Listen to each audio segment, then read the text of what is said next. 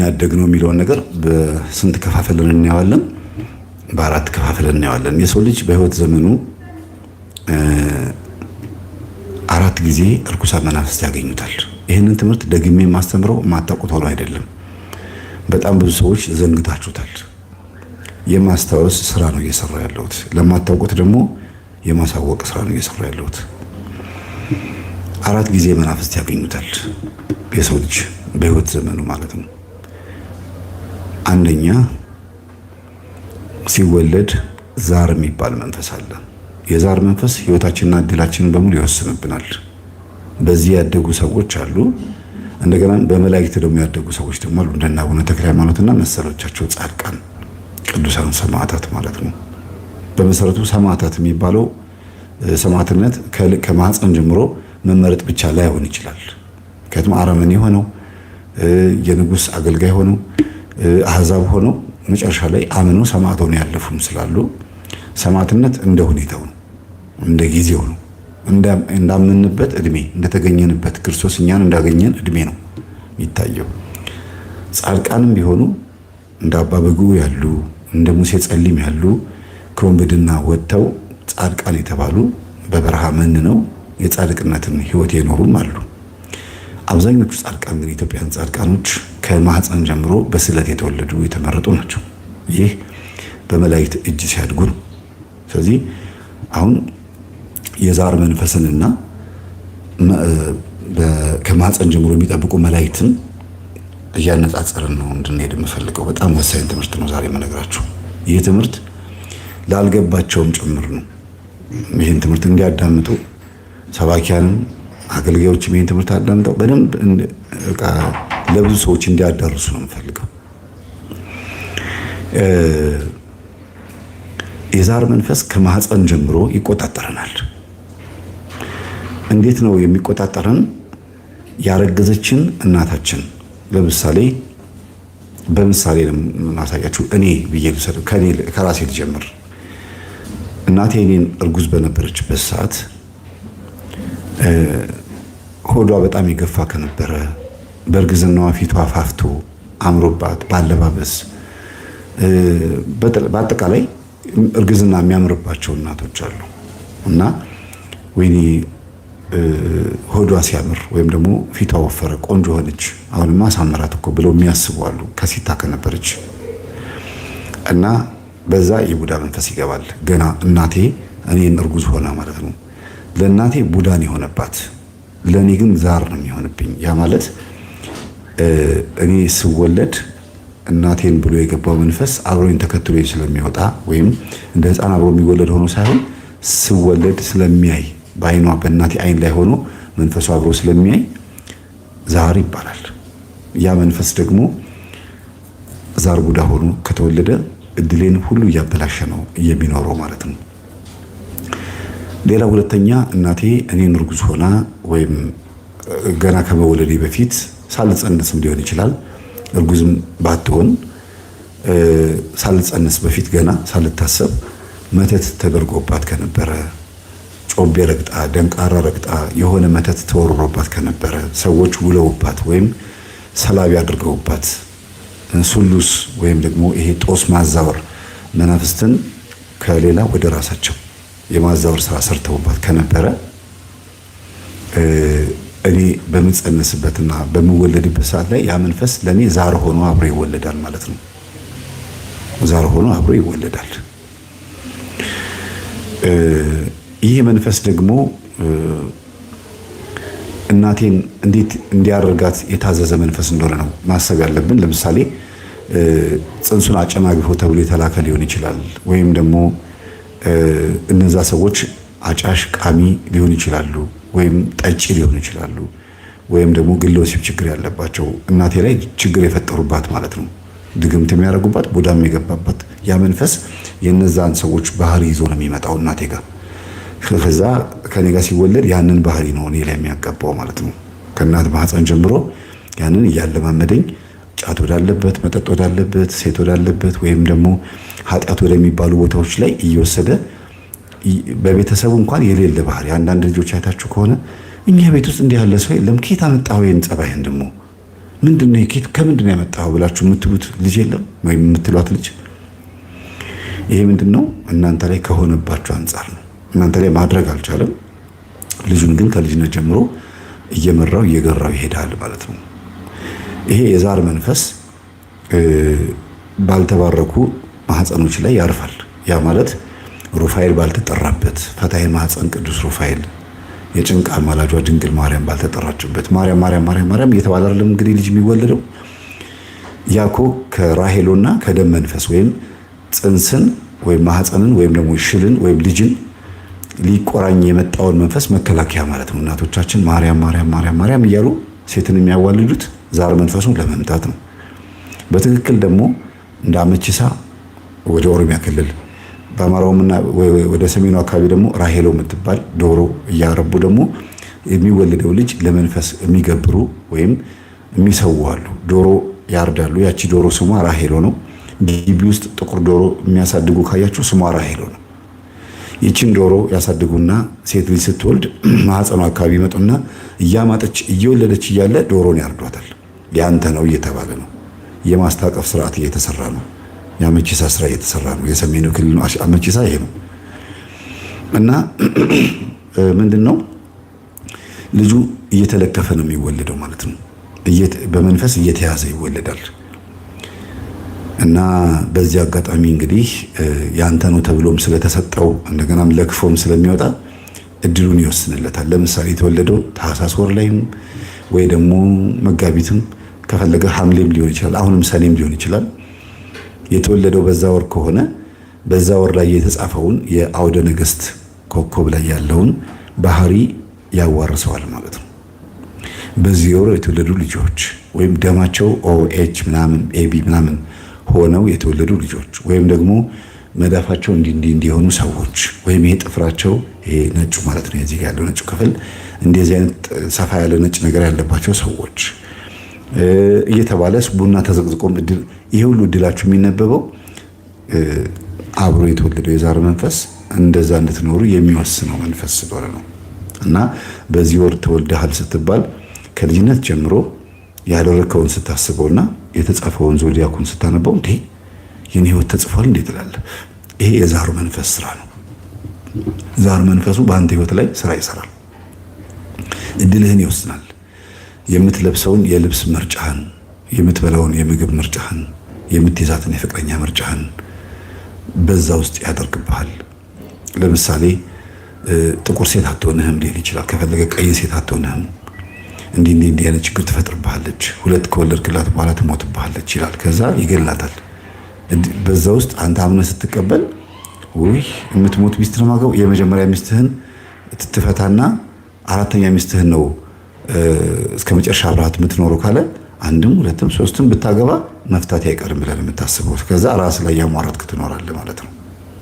ለምንድን ነው በዚህ ወር የተወለዱ ሰዎች ይሄ ነው እድላቸው ተብሎ ተጽፎ ስለነበረ ያንን ደግሞ ከልጅነት ጀምሮ እያሳደገ ነው የመጣው። ለምሳሌ ነጭናጫ ነው፣ ቁጡ ነው፣ ግልፍተኛ ነው፣ ግትር ነው ሊል ይችላል። ወይም ደግሞ ለስላሳ ለምሳሌ መጋቢት ወር የተወለደ ሰው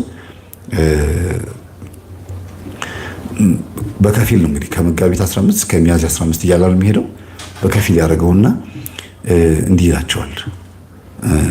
ከየካቲት ግማሽ እስከ መጋቢት ግማሽ ያሉትን ገር ናቸው፣ የዋህ ናቸው፣ ለጋስ ናቸው፣ ገንዘብ ይሰጣሉ፣ ድሃ ይወዳሉ፣ ለራሳቸው ግን አይሆንም ይላል እና ይጎዳሉ። በሰው በቀረቡት ሰው ይጎዳሉ። በሁሉም ሰው እንደተጎዱ ነው እያለ ይሄዳል። አሁን እንደዚህ አይነት ነገር ከተጻፈ ከልጅነት ጀምሮ ለጋስ ሰጪ እንድትሆን ያደርግና የእናንተን ነገር እየበዘበዘ ሰላቢ እየሆነባችሁ ያሳድጋችኋል ማለት ነው። ከኛ ናቸው አይደለም። መቼም እያዳመጣችሁ እንደሆነ ተስፋ አደርጋለሁ። ይህንን የመሰለ ነገር እያስተማርኩኝ ሌላ ነገር እንደማትጻጻፉ ተስፋ አደርጋለሁ። ካሉ እንደዚህ ቢጽፉ እረፉ ባሏቸው እና ያንን እናንተ እየኖራችሁት የመጣችሁትን የልጅነታችሁን ጸባይ ይዛችሁ ስታድጉ ሰውም ያንን ጸባያችሁን ይወስናል ማለት ነው። በቃ ይሄ ባህሪው ነው፣ ጸባዩ ነው፣ ተውት፣ እሱ አመሉ ነው፣ ይሄ እሱ ተውት፣ እንደዚህ ከሆነ በቃ ከልጅነቱ ጀምሮ ይባላል። አንዳንድ ወንዶች አይታችሁ ከሆነ እንደ አባታቸው ናቸው ይባላሉ። በማንኛውም በዝሙቱም ሊሆን ይችላል፣ በመውለድ በፈቶ በማግባት እንደገናም ስራ፣ በገንዘብ፣ በቋጣሪነት፣ በመጠጣት፣ በመስከር፣ በምናምን እንደ አባቱ ነው፣ እንደ አባቷ ነው፣ እንደ እናቷ ነች የሚባል ነገር አለ። ይህ ምንድነው? ዛሩ ከቤተሰብ ወደ ልጅ ወይም ከእናት አባት ወደ ልጅ ባህሪን ይዞ ጸባይን ይዞ መሻገሩ ማሳያ ነው። እና የተወለዳችሁበትን ወር የተጻፈውን ያንን ጉዳይ አስፈጻሚ ይሆናል። በመጽሐፍ ቅዱስ ላይ በማቴዎስ ወንጌል ላይ ምን ይላል መሰላችሁ? አንተ አጋንንትን የምታወጣው በአጋንንት አለቃ ነው አሉት ኢየሱስ ክርስቶስን። እኔ አጋንንትን በአጋንንት አላስወጣውም። ሰይጣን ሰይጣንን ሊያስወጣው አይችልም። ሰይጣን ሰይጣንን ሊያስወጣው ከቻለ መንግስቱ አይጸናለትም። የሚያስወጣው ከሆነ መንግስት አይጸናለትም ማለት። ስለዚህ በዚህ ምድር ላይ የሰይጣን መንግስት አለ። አሁሊያ፣ ቃልቻ፣ እነዚህ ከራማ ምናምን የምትሏቸው የሰይጣን መንግስቶች ናቸው።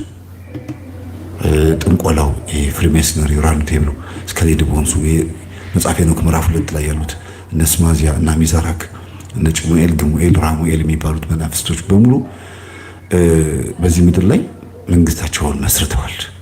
ብዙ ሰዎችን እያሰናከሉ ነው ያሉት እና በአንድም በሌላ መንገድ ሰዎች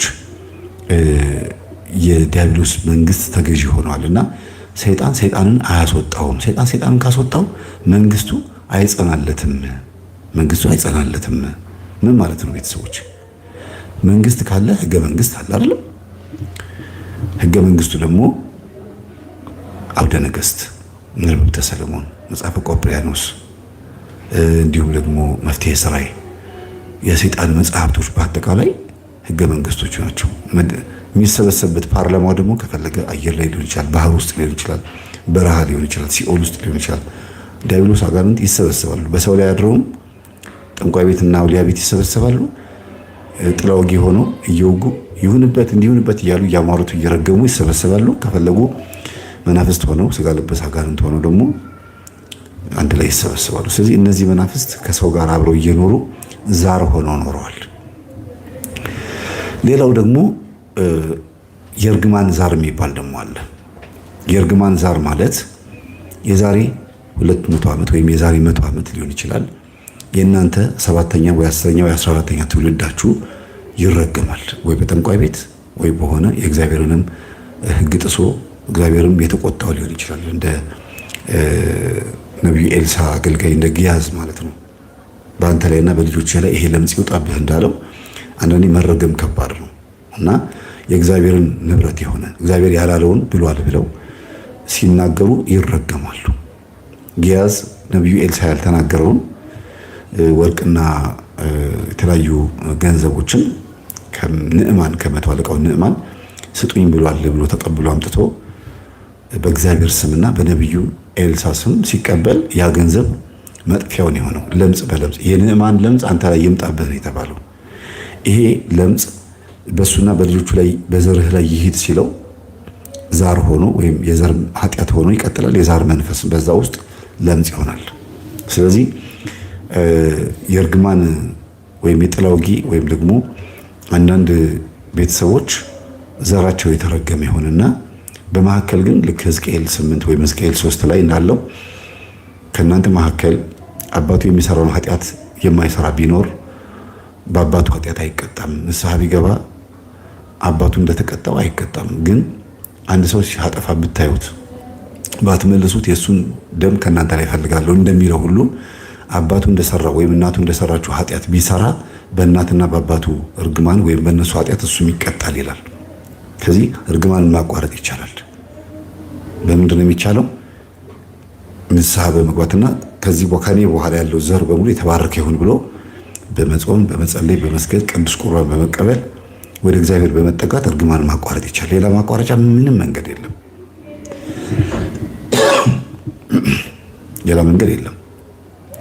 ይሄ የእርግማን ዛር የሚባለው ብዙ ጊዜ መገለጫው 3 ነው። አንደኛ የምትነኩት የምትይዙት ገንዘብና የምታረጉት ነገር በሙሉ ሰው እያየው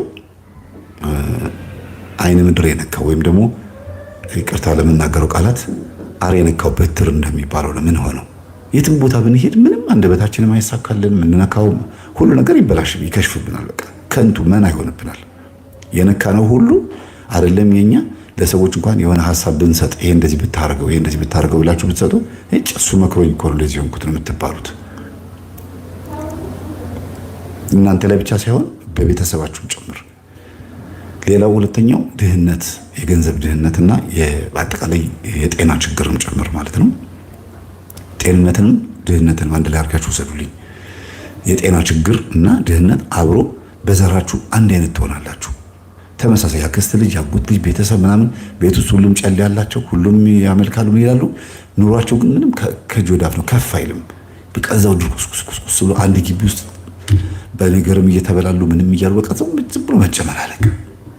እህትማማቾች አንድ ግቢ ውስጥ ይኖራሉ፣ ወንድማማቾች አንድ ግቢ ውስጥ ይኖራሉ፣ አንድ አካባቢ አንድ ሰፈር ይኖራሉ። ሰላም የላቸውም፣ ይናቆራሉ። እርሻቸውም ሆነ ንብረታቸው፣ ገንዘባቸው፣ አካውንታቸው፣ ሁሉ ነገራቸው ከህመምና ህመምን ከማስታገስና ለሆስፒታል ምን ለመድኃኒት ለምናምን ብቻ ለሆነ ነገር ከመገፍገፍ ውጪ ሌላ ምንም የሚያተርፉት ነገር የለም። ከፍ ያለ አንድ ከነሱ መካከል ትንሽ ሀብት ያገኘ ሰው ቢኖር ትንሽ ታይቶ ከዛ ይወርዳል። ወይ በትዳሩ ወይ በገንዘቡ ወይ በጤንነቱ አንድ ከዘራቸው መካከል የሆነ ሰው ትንሽ ከፍ ቢል ያለ ጸሎት ዝም ብሎ ሰርቶ ከፍ ቢል የሁሉም ሰው የነሱ የዛ ቤተሰቦቹ አይን የእርግማን አይን ስለሆነ የዛን ሰው ንብረት ይበላዋል። ትንሽ ከፍ ሲል የገዛ አክስቱ የገዛ እናትና አባቱ የገዛ ቤተሰቦቹ ጠላት ይሆኑበታል። ይሄ ነው ዘዳግም 28 ላይ 60 ምናምን ቁጥር ላይ እናት በልጆቿ ትቀናለች፣ በእንግዲህ ልጅ ትቀናለች እኮ የሚለው በልጆቿ እንግዲህ ልጅ በጣም እኮ የሚያሳፍር ነው። በተለይ ዘዳግም 28ን ከቁጥር 15 ጀምሮ እስከ መጨረሻ ብታነቡት የእርግማን መንፈስ እንዴት እንደሚከተል ያሳያል። እና የዛር መንፈስ ሲባል በአዳም ልኮ ስላመለክን ብቻ የሚመጣ ሳይሆን የእግዚአብሔር የሆኑትን እርም የተባሉትን ነገሮች በመንካታችንም ጭምር ቅጣት ሆኖ የሚመጣበት ጊዜ አለ። ለምን መቃቢያን 3 የሚባል መጽሐፍ አለ። መቃቢያን 3 መጽሐፍ ላይ ከቁጥር 1 ጀምሮ እስከ ቁጥር ማነው ከምዕራፍ 1 እስከ ምዕራፍ 3 ድረስ ስታነቡት ከሕጌ የወጡትን ለአንተ ሰጥቻለሁ ብሎታል። ለምን ሰይጣን ምን ብሏል? መጀመሪያ ከአንተ ሕግ የወጡትን ለእኔ ስጠኝ፣ እንደፈለግኩኝ ጢባ ጢቤ ልጮትባቸዋል። መጽሐፍ ቅዱስ ጽፌላቸው ወርጄ ደሜን አፍስሼ ስጋዬን ቆርሼ ቤተክርስቲያንን መስርቼ ቅዱሳንን ሰጥቼ የሚያማልዷቸው የሚረዷቸው መላእክትን ሰጥቼ ይሄን ሁሉ ረዳት ይሄን ሁሉ ነገር አድርጌላቸው የሰው ልጆች ከዚህ ሁሉ ነገር ወጥተው አንተን የሚከተሉ ከሆነ ሰይጣን ይሻለናል ብሎ የሚሄዱ ከሆነ ሰጥቻለሁ አለው እግዚአብሔር። መቃቢያን 3 አንብቡት፣ በጣም ይገርም ነው። ሰይጣንም በዚህ ተደስቶ ምን ይላል? እግዚአብሔር ከሕግ የወጡትን ለአንተ ሰጥቻለሁ ብሎኛል። የኔ የሆኑትን የኔ ዘር የሆኑትን አውቃቸዋለሁ፣ በፉጨትም እጠራቸዋለሁ፣ በምልክትም እግባባቸዋለሁ፣ በቋንቋዬም አናግራቸዋለሁ ይላል። ስለዚህ የዛር መንፈስ ወይም የእርግማን ዛር መንፈስ መኖሩ ምልክቱ ምንድን ነው? አንድ ቤተሰቦች የአንድ አያት ወይም የአንድ እናትና አባት ልጆቻቸው ተመሳሳይ አይነት በሽታ፣ ተመሳሳይ አይነት ኃጢአት፣ ተመሳሳይ አይነት ድህነት ውስጥ የመግባት ተመሳሳይ አይነት መቆራመድ፣ ከፍ ማለት አይችሉም። ሁሉም ተመሳሳይ ናቸው በቃ። እና ይሄ ምልክቱ ነው። በጤንነትም ልክ እንደዛ መታመን። ስኳር በሽታ ከሆነ ዘሩ በሙሉ በስኳር በሽታ፣ ኩላሊት ኮሌስትሮ ከሆነ በቃ ብቻ በህመም ያልቃል ዘራቸው፣ ከፍ አይሉም። ሌላው ደግሞ ትልቁ ነገር የእርግማን መንፈስ የመኖሩ ምልክቱ በቁማር በመጠጥና በተለያዩ አይነት ሱሶች ገንዘባቸው እያለቀ ባለህበት እርግጥ 2 ወደፊት 4 ወደ ኋላ አይነት ኑሮ ነው የሚኖሩት የሚለው ነገር በደንብ እንድታስቡት እንፈልገውና አያልፍላቸውም። ምንም ነገር ቢያደርጉ እንደማያልፍላቸውም ያውቃሉ። እኔ በቃ የኔ ዘር የተረገመ ነው ብለው አምነው ተቀብለው ዝም ብለው እየበሉ እየጠጡ ብቻ ይኖራሉ። ሲሞቱ ብቻ ሞቱ ነው በቃ። እያለህ ካለህ አለህ ነው፣ ከሌለህ የለህም ነው የሚባል ዘፈን እንዲሁም ጥላሁን ዘፍኖ ነበር አይደል? ታውቃላችሁ? ከሌለህ የለህም ነው። እና በዚህ አይነት ልክ የእርግማን አጋንንት እስኪ የእርግማን የዛር መንፈስ እስኪዘፈንልህ ድረስ ሆኗል ማለት ነው። እና በዘመድም መስሪያ ቤትም ብትገቡ የሆነ በጣም ፌመስ የሆነ በጣም ታዋቂ የሆነ ሀብታም እንኳን ዘመድ ቢኖራችሁ እሱ ጋር ሄዳችሁ እንኳን እስኪ እንደው ተቸግረን ነው መስራት ፈልገን ነው ልጆቼን አስተምርልኝ ምናምን ብላችሁ ብትሄዱ እንኳን ፊት ይነሳችኋል። ያ ሰው ቢያስተምርላችሁም እንኳን ልጆቹ በትምህርታቸው ውጤታማ አይሆኑም። አሁንም ቤት ውስጥ ነው ማስታወቂያ ቢያዩ በየቦታው የተለጠፈ ነገር ቢያዩ ምን በቃ ሁሉ ነገር ይተሳሰርባቸዋል። ከዛ ደግሞ ሟርት ደግሞ ይባላል። የእናንተው የእርግማኑ መንፈስ አፋችሁ ላይ ሆኖ ደግሞ ልጆቹን እዛው ይገላቸዋል። ምን ያደርጋል? ድፍት ያርግሽ፣ እንደው አይለፍልሽ። እርስ በርስ እየተረጋግሙ መኖር ማለት ነው። የዛር መንፈስ በጣም ከባድ ነው እና እንዴት ነው ያደግነው ስንል እንደዚህ ነው ወይ ያደግነው? የዛር መንፈስ በጣም ብዙ ነገር ማለት ይቻላል። ለዚህ ነው ኢየሱስ ክርስቶስ የተነገረለት አንድ ነገር አለ። የእግዚአብሔር ልጅ የዲያብሎስን ስራ ሊያፈርስ መጣ የተባለው ለዚህ ነው። ስራው ስር የሰደደ ስራ ነው። የዲያብሎስን ስራ ያፈርስ ዘንድ የእግዚአብሔር ልጅ ተገለጠ ቢለው ቃሉ ስራው ምንድን ነው ሲባል ዛር መሆን፣ በዘር ገብቶ ትውልድን የመቆጣጠር ማለት ነው። መያዝ አዳምና ሔዋንን እኮ ማህፀናቸውን ጽንሳቸውን ይዞ ዘራቸውን ይዞ እኮ ነው ትውልዱን በሙሉ እንዳለ አንድ አይነት ያደረገው። በአዲስ ኪዳን ዘር ማለት የዘር ኃጢአት ማለት አይደለም። የዛር መንፈስና የዘር ኃጢአት ወይም ጥንተ አብሶና የዛር መንፈስ ይለያያል። በአዲስ ኪዳን በዓመተ ምሕረት ማለት ነው። ብዙ ሰው አሁን ብዙ አባቶች እንዴት ነው በዓመተ ምሕረት የዛር መንፈስ አለ የምትሉት? በክርስቶስ ተሽሯል ምናምን ይላሉ። አንደኛ አለማወቃቸው አለመማራቸውን አፍ በተከፈተ ቁጥር ሆድ ዕቃ ይታያል ነው። ግን በጣም የሚገርመው ነገር የዘር ኃጢአት ማለት በዓመተ ምሕረት ሊሆን የሚችለው ማለት ነው እርግማን ነው። እርግማን አሁን ቅድም እንዳልኳችሁ የዛሬ 100 ዓመት የተረገመ ዘር ከሆነ ከኋላ ዘርህ እንደዚህ ይሁን እስከ 7 ትውልድ ድረስ እንደዚህ ይሁንብህ ሲባል የሚወለዱት ልጆች በሙሉ የእርግማን መንፈስ እየመጣ የተባለውን ያስፈጽማል እንጂ የአዳም ኃጢአት አይደለም የሚመጣባቸው። እሱ በክርስቶስ ተሽሯል። እንደገና ደግሞ ለምጽ ያለባቸው አይታችኋል። በጥንት ጊዜ ክርስቶስ ከመወለዱ በፊት ለምጽ የኃጢአት ምልክት ነው። እሱም በአይሁዲዎች ባህል እና በኦሪቱ ሕግ መሰረት ማለት ነው። እግዚአብሔር ሲቆጣና ሲቀጣ ለምጽ ሲያመጣ የሆነ አካላችን ላይ ለምጽ ሲወጣብን ያኔ ከነበርን ማለት ነው። ያኔ ከነበርን የምን ምልክት ነው? የኃጢአት ምልክት ነው። የእግዚአብሔርን ሕግ ሽረናል፣ የሆነ ቦታ ላይ ተዳፍረነዋል ማለት ነው። ሙዳየ ምጽዋት መገልበጥ ሊሆን ይችላል። አስራት በኩራት መብላት ሊሆን ይችላል። ወይም ደግሞ ስለትን በወቅቱ አለመክፈል ሊሆን ይችላል። ስሙን መሳደብ፣ ኤልሻዳ የሚለውን አዶና የሚለውን ስድብ መሳደብ ሊሆን ይችላል። በኦሪት ጊዜ የነበረውን እግዚአብሔርን የበለጠ ጎልቶ የሚታየው እንግዲህ እግዚአብሔር የሚለው ነው። ስላሴ አይታወቅም አይደለም። ያንን ስም መሳደብ ማለት ነው። እንዲያውም ሲቲ ኦፍ ሪፊውጂ ወይም የመማፀኛ ከተማ ተብላ አንዲት ትንሽ ከተማ ተሰርቶላቸው ነበር። ለእንደዚህ አይነት ሰዎች ለምጻም ለሆኑ ሰዎች አንድ ትንሽዬ ጽዮን የምትባል ከተማ። ጽዮን ስላችሁ ይቺ ዋናዋ ዳዊት የሰራት ጽዮን ሳትሆን ሌላ ጽዮን ማለት መማፀን ወይም ደግሞ መጠጊያ መሻሻጊያ ማለት አይደለም። ከጽዮን ከተማ ጀርባ ሌላ ትንሽዬ ጽዮን የምትባል የመማፀኛ ከተማ የምትባላለች። ምንድነው? ጥፋት ያጠፉ ክፉ ነገር ያደረጉ የሆነ እግዚአብሔርን የተደፋፈሩ ሰዎች ለምጽ ስለሚወጣባቸው ያ ለምጽ ደግሞ አንደኛ ቆዳቸውን ያቃጥላቸዋል፣ ያሳክካቸዋል። በሰው ፊት ይጋባል። እንደ ኃጢአትም እንደ እርግማንም ስለሚታይ ምን አድርጎ ነው የሰውዬ ለምጽ የወጣበት ተብሎ እንዳይሰደብ ወደዛች ከተማ ይሸሻል። ወደ ሲቲ ኦፍ ሪፊውጂ ወይም ወደ መማፀኛ ከተማ ማለት ነው። ይሸሽና እዛ እንደ እስረኛ ዛሬ ወህኒ ቤት እንደምንለው ወይም ግዞት እንደምንለው እዛ ሄዶ ይቀመጣል። አክስት፣ አጎት፣ እናት፣ አባት ካሉት ምሳ ያመላልሱለታል። ለምጻሙ ሰው በቤተሰቦቹ ምግብ ይኖራል። ይቅር በለኝ ብሎ እየሰገደ እየጾመ እየጸለየ እንደ ንዕማን ለምጹን የሚያራግፍም ይኖራል። ከነ ለምጹን የሚሞት ደግሞ አለ። እዛው ተጋብተው የሚኖሩም አሉ። ሲቲ ኦፍ ሪፊውጂ ወይም የመማፀኛ ከተማ ለምጻሞች ተጋብተው እዛው የሚኖሩም ደግሞ አሉ። አንድ ህዝቦች ናቸው ይባላል። በነገራችን ላይ ይሄንን በመናገሬ በጣም ይቅርታ አድርጉልኝ። ነጮችም እያዳመጡ ከሆነ ወይም እናንተ አበሾች ሆናችሁ ነጭ ወይም ፈረንጆች ባል ወይም ሚስት ያላችሁ ካላችሁ በጣም ስለምናገረው ነገር ይቅርታ አድርጉልኝ። አሁን ለማወራው ነገር ከዚህ በኋላ ሰር አይዛክ ኒውተን ይመስለኛል በእነሱ ጊዜ ነጮች አልነበር፣ ነጭ የሚባል ቆዳ አልነበረም። ሁሉም ሰው መካከለኛ ቆዳ ነው የነበረው የሚባለው። ፎቶ ስላልነበረ ማወቅ አንችልም። ሳይንሱን ነው። ወደ እንትኑ ስንመጣ ወደ ጥናታዊ ጽሑፍ ስንመጣ ግን አንድ የሆነ የአዳም ዘር የሚል የሆነ መጽሐፍ አንብቤ ነበረ። ያን መጽሐፍ የጻፉት ሰዎች ከኦርቶዶክስም ውጭ የሆኑ ግን የኦርቶዶክስን ትምህርት የያዙ የቃልቻዎችንም ሀሳብ የያዙ የአንድ ምን ላይ የሚያተኩር መሰላችሁ? መላከ ሞት ላይ የሚያተኩር ነው። አንድ መላከ ሞት የሚሆነው በምን ምክንያት ነው የሚል መጽሐፍ ነውና ሙሉን ያነበብኩት። በጣም የሚገርም መጽሐፍ ነው። ትንሽ ያጻጻፍ ችግር ቢኖርበትም ሙሉን አንብቤዋለሁና ምን ይላል? ውሻ ወይም በግ፣ ፍየል ምናምን ቆዳቸውን ማነው ፀጉራቸውን ገለጥ አድርጋችሁ ውስጥ ይዩት ይላል። ውስጡ ነጭ ነው ቆዳቸው እና ይሄ ቆዳ ከለር የእንስሳት ከለር ነው። ነጮች ነጭ የሆኑት በለምጽ ምክንያት ነው። ለምጻም የሆኑ ትውልዶች በዝተው ነው። የመማፀኛ ከተማ ተብላ የምትጠራው መጽሐፍ ቅዱስ ላይ ያለችዋን እንደ ምክንያት አድርጎ የጠቅሳትና በዓለም ላይ ነጮች የተባዙት በዚህ ምክንያት ነው።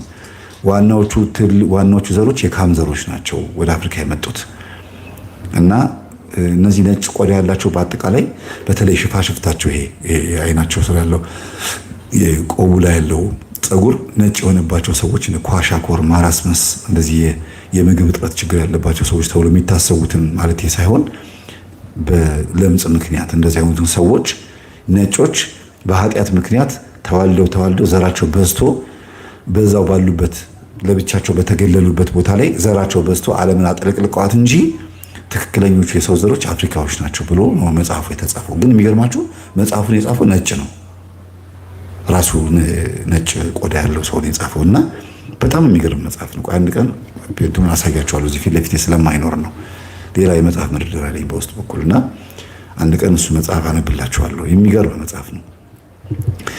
ምንድነው ልል የፈለኩት ይሄ የዛር መንፈስ የዘር ኃጢአት የዛር መንፈስ ሆኖ ይቀጥላል ነው ዋና ሐሳቤ።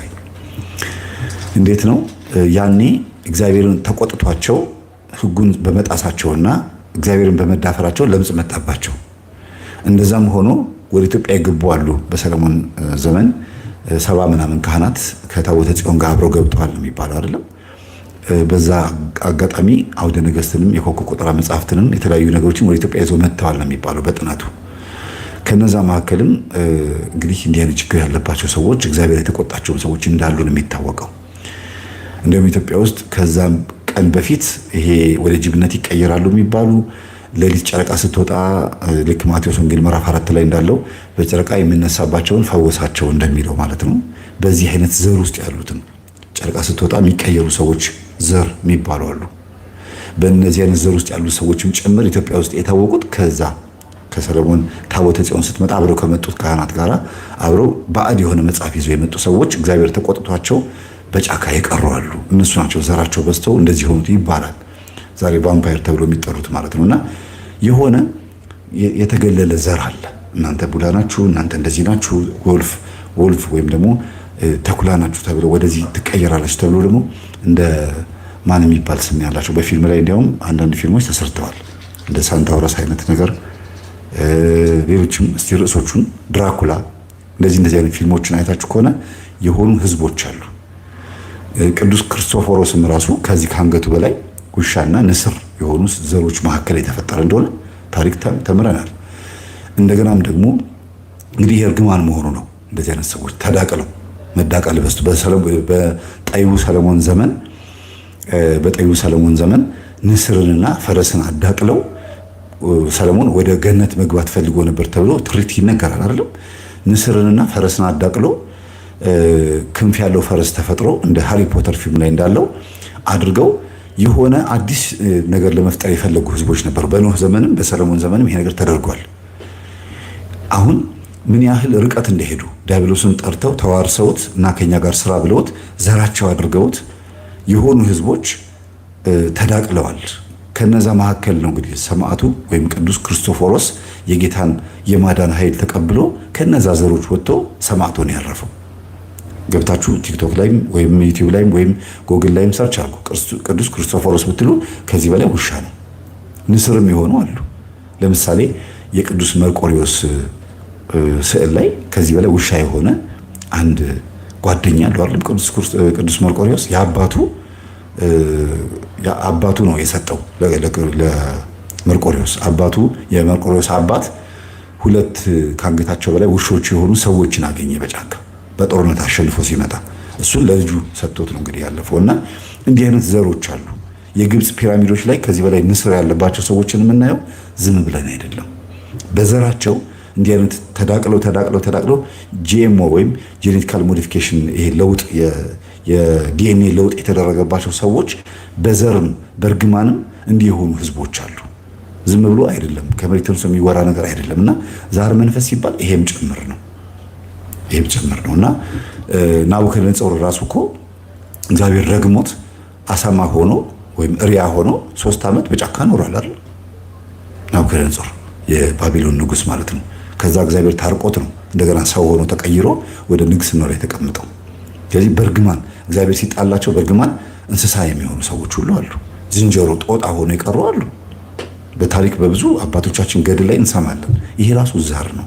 እንደዛ ሆኖ የሚቀጥሉ ዘሮች አሉ እና በእርግማን ለምጽ መጥቶ ትውልድም ይመጣል። አሁን በአዲስ ኪዳን ለምጽ የጥንተ አብሶ ወይም የዘር ኃጢአት ምልክት ሳይሆን የእርግማን መንፈስ በእርግማን በሰዎች እርግማን ላይ ለምጽ ይውጣብህ ተብሎ በእኔ ለምጽ ላይ እንደሳቅብኝ አንተም ይሁንብህ ብሎ ለምጻሞች ሲራገሙ ይመጣል ይባላል እና ለምጽን እንደ ኃጢአት ከመቁጠር ይልቅ ትሪት ማድረጉ ጸበል እንዲጠመቁ የዘር መንፈስ እንደሆነ ይሄን የሚያደርጋቸው የዛር መንፈስ ማለት ነው እና ቢሰግዱ ቢጾሙ ቢጸልዩ ቆዳቸው ለውጥ እንደሚያመጣ መንገሩ የበለጠ የተሻለ ነው ብዬ አስባለሁ።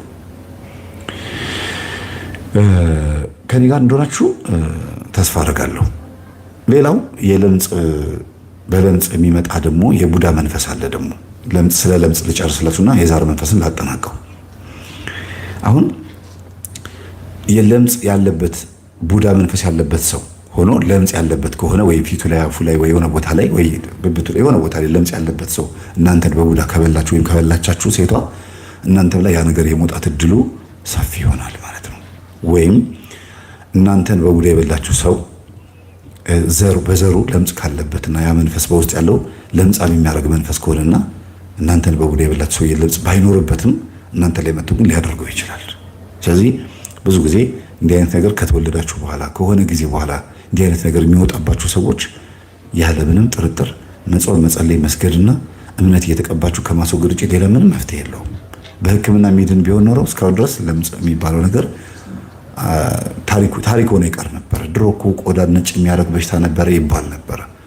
አንዳንድ በሽታዎች ሕክምና ከሌላቸው የእግዚአብሔር ቁጣዎች ናቸው። እንደ ኤችአይቪ መሰለውን ኤችአይቪ ምንድነው መድኃኒት በሌለው ጥብሳት እመታቸዋለሁ ይላል። ጥብሳት ይለዋል እና ከዚህ አልፎ ደግሞ በጣም ብዙ በዘር የሚተላለፉ ዶክተሮች የሚያምኑባቸው ከ8 እስከ 12 በዘር የሚተላለፉ በሽታዎች እንዳሉ ይነገራል። እንደ ስኳር፣ ኮሌስትሮል፣ እንደ ትራኮማ፣ ግላኮማ፣ እንደዚህ እንደ አስም የበሰሉ ሌሎችም እስቲ አምጡ ጥቀሷቸውና በሽታዎቹን ረስቻቸዋለሁ። ገጠመኝ 160 ካዳመጣችሁት የዛሬ 6 ዓመት ነው 7 ዓመት የለቀኩት ገጠመኝ ብታዳምጡት የበለጠ በደንብ መረጃ ይሰጣችኋል ብዬ አስባለሁ። ገጠመኝ 160 ይመስለኛል እና ቆማጣ የሚያረግ ዛርም አለ። ቆማጣ የሚያረግ ዛር ማለት ይቅርታ ለምናገረው ቃላት ቆማጣ የሚለውን ሐሳብ ሳነሳ ጣት ይሄ የሚጨርስ ማለት ነው እና ተመሳሳይ ልጅ አሁን ዲኤንኤው እንደዛ ስለሆነ ነው ይባላል አይደለም። ግን ምንም በዘራቸው እጃቸው ቆማጣ ያልሆኑ ሰዎች ራሱ ቆማጣ ልጅ የወለዱ ሰዎች አውቃለሁ። ለምንድን ነው? እርግዝናው በእንደዚህ አይነት ሰዎች ቡዳ መንፈስ ሲበላ ማለት ነው ጽንሱ እና ጽንስን መጠበቅ የመሰለ ነገር የለም። ሆዳችሁን ሸፈን ጋረድ ማድረግ ነው። ሴቶች ሆድን ገልጦ ፎቶ መነሳት ቲክቶክ ላይ ደግሞ ከመነሳታቸው ማለት እንደ ቤታቸው ያደርጉት ፎቶን ፌስቡክ ላይ ቲክቶክ ላይ ፖስት ያደርጉታል። ሆድን ገልጦ ፎቶ መነሳት ምን ትርጉም እንዳለው ባላቅም ማስበላት ይባላል። ሆን ብሎ ና ብላ በቃ ዘር ሆነ ከልጅ ጋር አብረህ ተወለድ ማለት ይመስላል። ከባድ ነው እና ይሄ የለምጽ ጉዳይ የዛር መንፈስ ሆኖ አንዳንዴ በትውልድ ይቀጥላል፣ አንዳንዴ ደግሞ በቡዳ መንፈስም ደግሞ ይጋባል ማለት ነው እና የዛር መንፈስ በአጠቃላይ በህይወታችን 4 ጊዜ ሰይጣን ያገኘናል ብዬ ካልኳችሁ ውስጥ የመጀመሪያው ዛር ሆኖ እንደዚህ ይቀጥላል ነው። ከዛር አመለጥን ብንል እንኳን ብለን እናስብ፣ እንደውም ያመልጥ በብዛት የለም። 90% ከዛር ያመለጠ ሰው የለም። አብዛኛው ይሄንን ገጠር ያደጉ ቄሶች አይክዱም። ከተማ ያለ በየሰንበት ትምህርት ቤቱ ያደገ ዝም ብሎ ዲያቆን ሆኖ ቄስ የሆነ ወይም ደግሞ መምህራን እና ቴዎሎጂ መምህራን የማወራው ነገር ብዙም አይገባቸውም፣ ገና ናቸው። የማወራው ነገር ገጠር ያደጉ ቄሶች ዲያቆናት ምናምን የማወራው ነገር በደንብ ነው የሚገባቸው። ለምን? ቄስም ሆነው ሚስቶቻቸው ጨሌ ያላቸው አሉ። እነሱ ቄሶቹ ራሳቸው እናቶቻቸውና አባቶቻቸው ጨሌ የሚያመልኩ በጣም ብዙ አሉ። እናቴ እኮ ታመልክ ነበር የማይል አገልጋይ የለም። ስለዚህ ከዛር መንፈስ ያመለጠ በጣም ጥቂት ነው ጥቂት አገልጋይ ያለው እና ምናልባት ግን ከዛር መንፈስ አመለጠን ብንል ከተወለድን በኋላ ደግሞ ቡዳ የሚባል ደግሞ አለ። በህይወት ዘመናችን 4 የሰይጣን ይዘናል። ከአራቱ የመጀመሪያው ዛር አልኳችሁ፣ ሁለተኛው ደግሞ ማን ነው? ቡዳ ነው። የቡዳ መንፈስ በጣም ከባድ ነው። እንደተወለድን 3 አይን ያይናል። አንደኛ መጀመሪያ አዋላጅ፣ ሁለተኛ እናት፣ ሶስተኛ ደግሞ ጎረቤት። እንኳን ማርያም ማረች ብሎ የሚመጣ ጎረቤት ወይም ደግሞ ዘመድ። እነዚህ 3 አይኖች ልጅን በቡዳ የሚበሉ አቅምን የሚያስቱ እጅግ በጣም ከባድ ወጥመዶች ናቸው። ስለ ቡዳ በደንብ አብራራላችኋለሁ። ትንሽ ጉንፋን ስለያዘኝ እረፍት ብሬክ ላድርግና መዝሙር ልክፈትላችሁ። 969 ሰው አለ። አንድ ሰው እንዳይወጣ ትንሽ 5 ደቂቃ ያክል ያገኝናል። ከአራቱ አንዱ ዛር ነው ብያቸው፣ ሁለተኛው ደግሞ ማን ነው? ቡዳ ነው ሲባል ቅድም እንዳልኳችሁ የዛር ቡዳ አለ አብሮ የተወለደ። ይሄኛው ደግሞ ከተወለድን በኋላ ቡዳ ነጠላ ሆኖብን ከቤተሰቦቻችን አይን ቃብ የሚያደርገን ምናልባት በሰውነታችን ማማር፣ በመልካችን፣ በፊዚካል በከለራችን ጸጉራችን ድፍት ብሎ ምናምን ሲታይ ውይ እናቱ ያሳድገ እያሉ እየተፉ እየመረጉ ማለት ነው የሚቀሙት አይነት ነው ቡዳ። ከዛ ደግሞ የቤት ሰራተኛም ቀጥቹ ሊሆን ይችላል። ራሷ የወለደች እናትም አባትም ብዙ ጊዜ ልጆች በቡዳ የሚበሉት በእናት ነው ማለት አባት በቡዳ ይበላል ማለት አይደለም። ብዙ ጊዜ ፐርሰንት በቁጥር እያስቀመጥኩ ነው ያለሁት እና ገላ በሚታጠብበት ሰዓት አካሉ ቁጥኑ ስለሚሆን እናት ላይ ያለ የቡዳ መንፈስ ልጅን ይበላዋል። የቤት ሰራተኛ ላይ ሆኖ ልጅን ይበላል። ዘመድም ሊሆን ይችላል። ብቻ ህፃኑን ገላውን የሚያጥበው ሰው ሞግዚት የምትሆን ትችላለች። በእግዚአብሔር መስመር የታጠረች ካልሆነች፣ ጾም ጸሎት ማታቅ ከሆነ፣ መንፈሳዊ ህይወቷ ጥሩ ካልሆነ በላይዋ ላይ ያለ የቡዳ መንፈስ ልጆችን የማበላሸት የመብላት እድል አለው።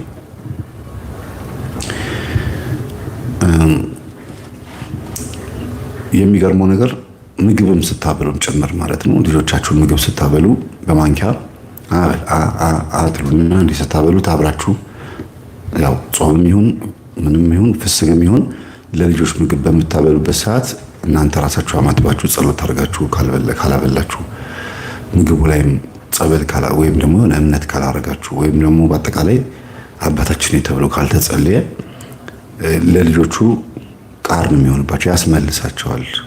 ምክንያቱም እያማራት ለምሳሌ እንቁላል መብላት እያማራት አንዲት ትንሽዬ ልጅ 12 ዓመት 13 ዓመት የሆነች ልጅ እላዩ ላይ የቤተሰቦች የዛር መንፈስ ካለባት ህፃን ልጅ አሳድጊ ተብሎ ሲሰጣት ህፃኑን ስታበላው እሷም እያማራት ስለሆነ የምታበላው ያ ነገር ወደ ልጁ የመተላለፍ እድሉ በጣም ሰፊ ነው።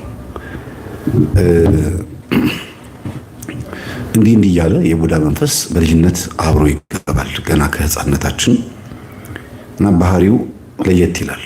ቴሌቪዥን የመስበር፣ ቴፕ የማበላሸት፣ ሶኬት ውስጥ ሚስማር የመክተት፣ አጃልጦት ተፈጥፍጦ ጥርሱ የመሰበር፣ ከንፈሩ የመሰንጠቅ፣ ጭንቅላቱ ወይ ደግሞ የሆነ እሳት ላይ መውደቅ፣ ሙቅ ውሃ ይደፋበታል፣ ወጥ ይገለበጥበታል። ይሄ ምልክቱ መንፈሱ ሊገለው እንደሚፈልግ ማሳያ ነውና በአንድ ጊዜ ብቻ አይደለም ተደጋጋሚ የሆነ አደጋ የሚደርስባቸው በቃ ምንም እንዲያ ነገር ማያጣቸው ህፃናቶች አሉ። እንዲሁም እናት ቅጥቅጥ ታደርገዋለች። ተመቶም የማይበርድለት ልጅ ይሆናል። የቡዳ መንፈስ ምልክቱ ይሄ ነው። ተመቶም ወይም ተመታ ህፃኗ መልሳ እዛው ኃጢአት እዛው ጥፋት ላይ ኃጢአት እንኳን አይሆንባቸው ግን ጥፋት ላይ አታውጉ የተባሉትን ነገር የማድረግ ቀስ ብሎ ያን የተከለከሉት ነገር ሄደው እንደ የማንሳት ነገር ከዛ ስትመቷቸው ዘመድ ፊት ቤተሰብ ፊት ምራቅ የመታፋት የመሳደብ የመማታት የመነጫነጭ የመቆጣት ባህሪ ያሳያሉ። ልጆች አዳዲስ ባህሪ በቤት ውስጥ ከሌለ ማለት ነው በቡዳ የመበላታቸው ምልክቱ ያን አልጋ ላይ ሽንት የመሽናት፣ ጥርስ የማንቀራጨጭ በተለይ በቡዳ ሲበሉ ጥርሳቸው ሲቲቲት ያርጉታል። ላሰማችሁ እንደዚህ ማለት ነው። እና ህፃናት ሆኖ ይሄንን አድርገው ያደጉ የኔም ልጅ እኮ ያንቀራጭጭ ነበር ምናምን ብላችሁ እንደ ቀለል ልታልፉ ትችላላችሁ። ህይወት ካላስወጣችሁት ቅዱስ ቁርባን እንዲቀበል ካላረጋችሁት ይሄ ልጅ በዚህ መንፈስ አድጎ ትምህርቱም ስራውም ሁሉ ነገሩ የማይጠቅመው ነው የሚሆነው። ያገኛል ገንዘብ አይጠቅመውም፣ ያገባል ሰላም የለውም። ቡዳው አብሮ ነው የሚዘምነው፣ አብሮ ያድጋል። እና በዚህ አይነት መንገድ አድገን ኖረን ከዛ ሰንበት ትምህርት ቤት የምንግባ፣ ዲያቆን የምንሆን፣ ጽዋ ማህበር የምንግባ፣ ነጠላ ለብሰንም ወይም ደግሞ አጠቃላይ መንፈሳዊ ነን ብለን ቤተክርስቲያን ስንመላለስ ወረት ይሆንብናል። ብዙ ጊዜ የቡዳ መንፈስ ወረት የማድረግ ባህሪ ያለው የቡዳ አይነ ጥላ ከሆነ ቡዳ አይነ ጥላ ከሆነ ወረት ያደርጋል። ወረት ብዬ ያስተማርኩት ትምህርት አለ የዛሬ 3 ዓመት እኔና ልጄ ሰላም ወረት ምንድን ነው የሚል ጥያቄ ጠይቃኝ 40 ደቂቃ ያክል መልስ መልሼላታለሁ። ወረተኛ የሚያደርግ መንፈስ ምን እንደሆነ ወረት ራሱ ምን እንደሆነ ብዙ ሰው አያውቅም ነበር ያንን ቪዲዮ ከመልቀቄ በፊትና የቡዳ አይነ ጥላ መንፈስ መንፈሳዊ ህይወታችሁን ወረት ያደርገዋል። አንድ ሰሞን ስሜታዊ ትሆናላችሁ። ልክ እና ኃይለ ገብረስላሴ እነ ቀነኒሳ እነ ምናምን ኦሎምፒክ አሸንፈው ሲመጡ ሁሉም ሯጭ ይሆናል። የዛን ጊዜ በቃ ለሊት ሁሉም የሚሮጥ ሰው እንደሚሆነው ሁሉ መንፈሳዊ ህይወትም እንደዛ ነው የሚሆነው። የሆነ ሰሞን ቅዳሴ ማህሌት ምናምን መሮጥ፣ ስብከት ወንጌል፣ ማታ ማታ ሰንበት ትምህርት ቤት መሄድ፣ ጀማሪ ክርስቲያን ከጳጳስ ይበልጣል የሚባለውን በደንብ እንፈጽመውና ከዛ በአንድ ጉዳይ ብቻ ከቤተ ክርስቲያን እንርቃለን። ምናልባት ወንድ ከሆነ ሴት አፍቅሮ፣ ሴት ከሆነች ወንድ አፍቅራ ሊሆን ይችላል። ወይ እዛ ተጣልታ በዩኒፎርም ተጣልታ ሊሆን ይችላል። ዩኒፎርማት የሰንበት ትምህርት ቤት ልብስ ማለት ነው። ጥንግ ድርብ ጥለሻል፣ ሞጣይት አቆሸሸሻል በሚል ወይ ደግሞ መዝሙር ክፍል ወይ ልማት ክፍል ጸብ ይኖራል። ወይ ምንፍቅና ሊሆን ይችላል። ወይ ደግሞ የግል ችግር ይኖራል። ሱሪ ለምን ለበሽ ስትባል ወይ ወንድ ከሆነ ቢኪኒ ሱሪ ለምን ለበስክ፣ ጸጉር ለምን አታስተካክልም ሲባል አኩርፎ በዛው ከቤተ ክርስቲያን ይጠፋል። ለምን? ወረት ሊያደርግ የሚፈልግ መንፈስ ስላለ። ወደዚህ ወደ ማህበረ ወደ ታች ወዳለው ህዝብ ስትመጡ ደግሞ ይሄ ቡዳ መንፈስ ያለባቸው ሰዎች ፈጽሞ ቤተክርስቲያን እንዳይሄዱ ይከለክላቸዋል፣ አይወድም። ልብ ብላችሁ ታዘቧቸው። የቡዳ መንፈስ ያለባቸው ሰዎች ቤተክርስቲያን የመሳለም እድላቸው በጣም ጠባብ ነው። ዓለም ላይ ጥፍት ይላሉ፣ ጭልጥ ይላሉ። በቃ ጸሎት ምናምን የሚባለው ነገር ላይ ብዙም አይደሉም። የሚያዘናጋ ነገር ላይ ነው የሚሆኑት። ውስጣቸው ግን እኮ እግዚአብሔርን ይፈልገዋል። ግን ሂዱ አይላቸውም፣ አይፈቅድላቸውም። የቡዳ መንፈስ ግትር መንፈስ ይባላል። ሌላ ባህሪው ከትንሽ ከዓይነ ጥላ ለየት የሚያደርገው መንፈስ ምንድነው? የቡዳ መንፈስ ባህሪው ዓይነ ጥላ ገንዘብ ስትይዙ በኃጢአት ከሆነ እና ዓለም ላይ ዝሙት እየሰራችሁበት እየበላችሁ እየጠጣችሁበት ምናምን ከሆነ ገንዘባችሁን አይቀማባችሁም። ዝም ብሎ በኃጢአት እንድታድጉ እንግዲህ ርዕሳችን በምንድን ያደግነው አይደል የሚለው ዓይነ ጥላ ከሆነ እኛ ውስጥ ያለው በኃጢአት ውስጥ ከሆንን ዝም ብሎ በዛ መንገድ እንድናድግ አድርጎ የኃጢአት ቶፕ ደረጃ ያደርሳቸዋል። ቡዳ ከሆነ ግን የሚገርማችሁ ሀብታምም ስትሆኑ ይቀናል፣ ድሃም ሆናችሁ ትንሽ ስጋ ስትበሉ ይቀናል። በፌስታል ሞላ ያለች የሆነ የበዋቃው ወይም ደግሞ የሊጡ ዕቃ ወይም ሽሮ ምኑ ሞላ ሲል ይቀናል። ቡዳ ምቀኛ ነው። ዘፋኝ እንኳን ዘፈን ኃጢአት ነው አይደለም? ዘፋኝ ማይክሮፎን ጨብጦ ሲዘፍን ዘፋኝ ከዘፋኝ ጋር ይቀናናሉ። ኃጢአተኛ በኃጢአተኛ ትቀናናለች። ሴተኛ ዳሪው በሴተኛ ዳሪ ትቀናለች። ኃጢአትም ውስጥ ሆነው አይምራቸውም። ያገኙትን ይቀማቸውና እዛው ድቁስቁስ ብሎ እንዲኖሩ ነው የሚያደርገው። የቡዳ መንፈስ እንዲህ ነው ባህሪ፣ ግትር በቃ ስትሪክት፣ በቃ እዛው ባለበት ብቻ እንዲኖር ነው የሚፈልገው። ብቻ መተኮስ ነው፣ ባይኑ ይተኮሳል፣ ሄዶ ኢላማ ይመታል።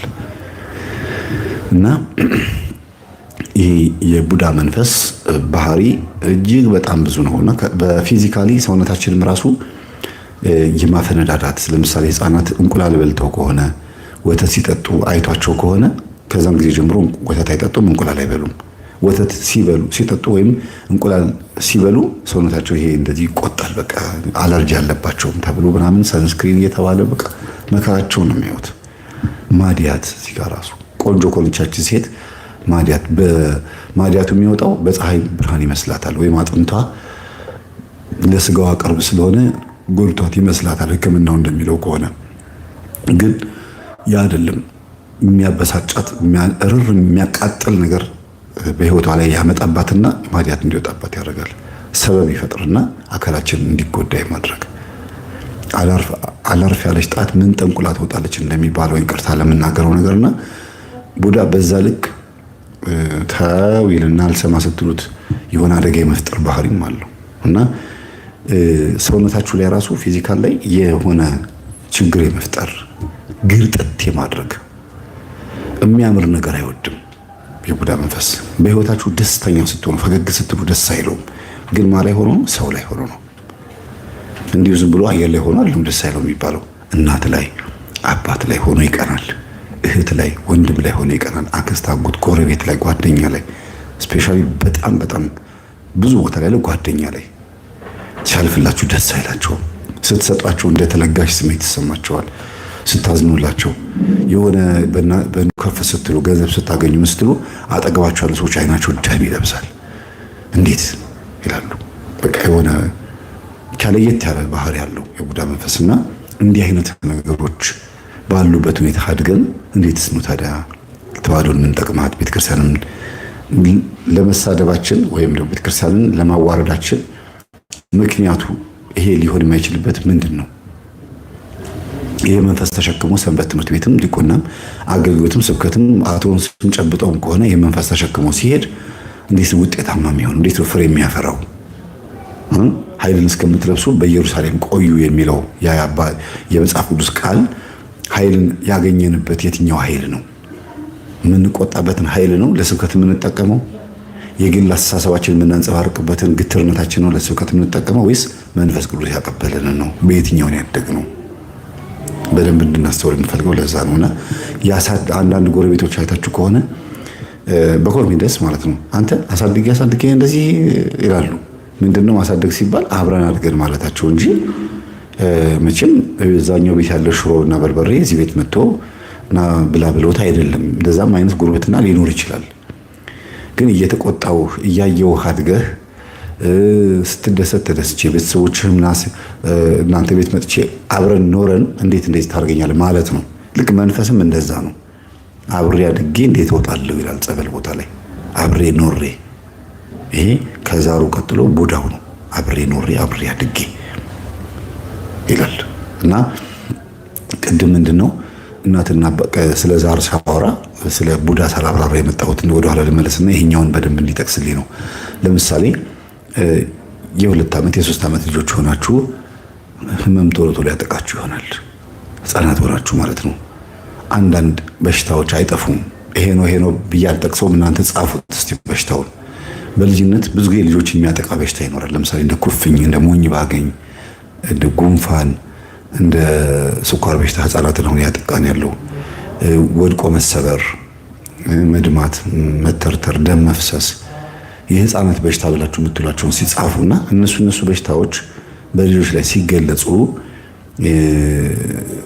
ያንን መድኃኒት ፍለጋ መፍትሄ ፍለጋ የት ይኬዳል? ጠንቋይ ቤት፣ ደብተራ ጋር፣ ስርማሽ ቅጠል ብጣሹ ጋር፣ አዋቂ ነው እየተባለ ደንቆሮ ጋር፣ ጥበብ ነው እየተባለ ጠባቦች ጋር ይኬዳል። ይሄን ያገላለጽ ነው። ምንም ማድረግ አልችልም። ካየሁት አንጻር ነው። እና በዚህ መልክ እናቶች ወደ እንደዚህ አይነት ቦታ ሲሄዱ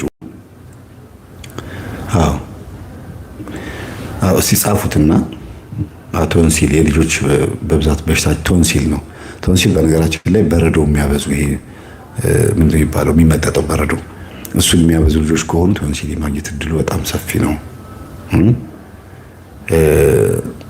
እንደዚህ አይነት ነገሮች ላይ ትኩሳት፣ ጉንፋን በጣም በብዛት ልጆች ትኩሳት የሚያገኛቸው ከሆነ 50% የቡዳ መንፈስ አግኝቷቸው፣ በተለይ ድግስ ይዛቸዋቸው ሄዳችሁ ከሆነ ግራጁዌሽን ከሆነ ሰርግ ከሆነ ልደት ተጠርተው ህዝብ የበዛበት ቦታ ላይ ልጆቹ ይዛችሁ ሄዳችሁ ከሆነ ወደ ቤት ስትመለሱ ምናልባት ግርግር ስለማይወዱ ሊሆን ይችላል። በአንድ በኩል ግን ቡዳም ሊሆን ይችላል። በተለይ ግልጥልጥ ያለ ልብስ የለበሱ ልጆች ከሆኑ አጭር ቬሎ የህፃናት የሙሽራ ቀሚስ የሚባል ነገር አለ። አሳመርን ብላችሁ ደረታቸውን ግልጥ ታደርጋላችሁ፣ ባታቸውን ግልጥ ታደርጋላችሁ። ከዛ እንደዚህ አይነት ልብስ ለብሰው ደግሞ የሚያማምር የሆነ ፀጉር ጌጥ ምናምን ታርጉና ታሳምሯቸውና አንዳንድ ህፃናትም የእናታቸውን ሊፕስቲክ አይቀርም። ወንዶቹም ደግሞ ልክ እንደዛ አምሮባቸው ይሄዳሉ። ከዛ ተበልተው ይመለሳሉ። ወይ ቅባ ቅዱስ ቀብታችሁ አትሸኙ ትምህርት ቤት ወይ ድግስ ቦታ ስትሄዱ አባታችን ይብላችሁ ጸሎት አድርጋችሁ ጸበል ተረጫጭታችሁ አትወጡ። ዝም ብሎ ድርግም ብሎ ድግስ ላይ ይኬዳል። ከዛ ታሞ መምጣት ነው። ብዙ ሚዜዎች የሚታመሙት በድግስ ላይ ነው።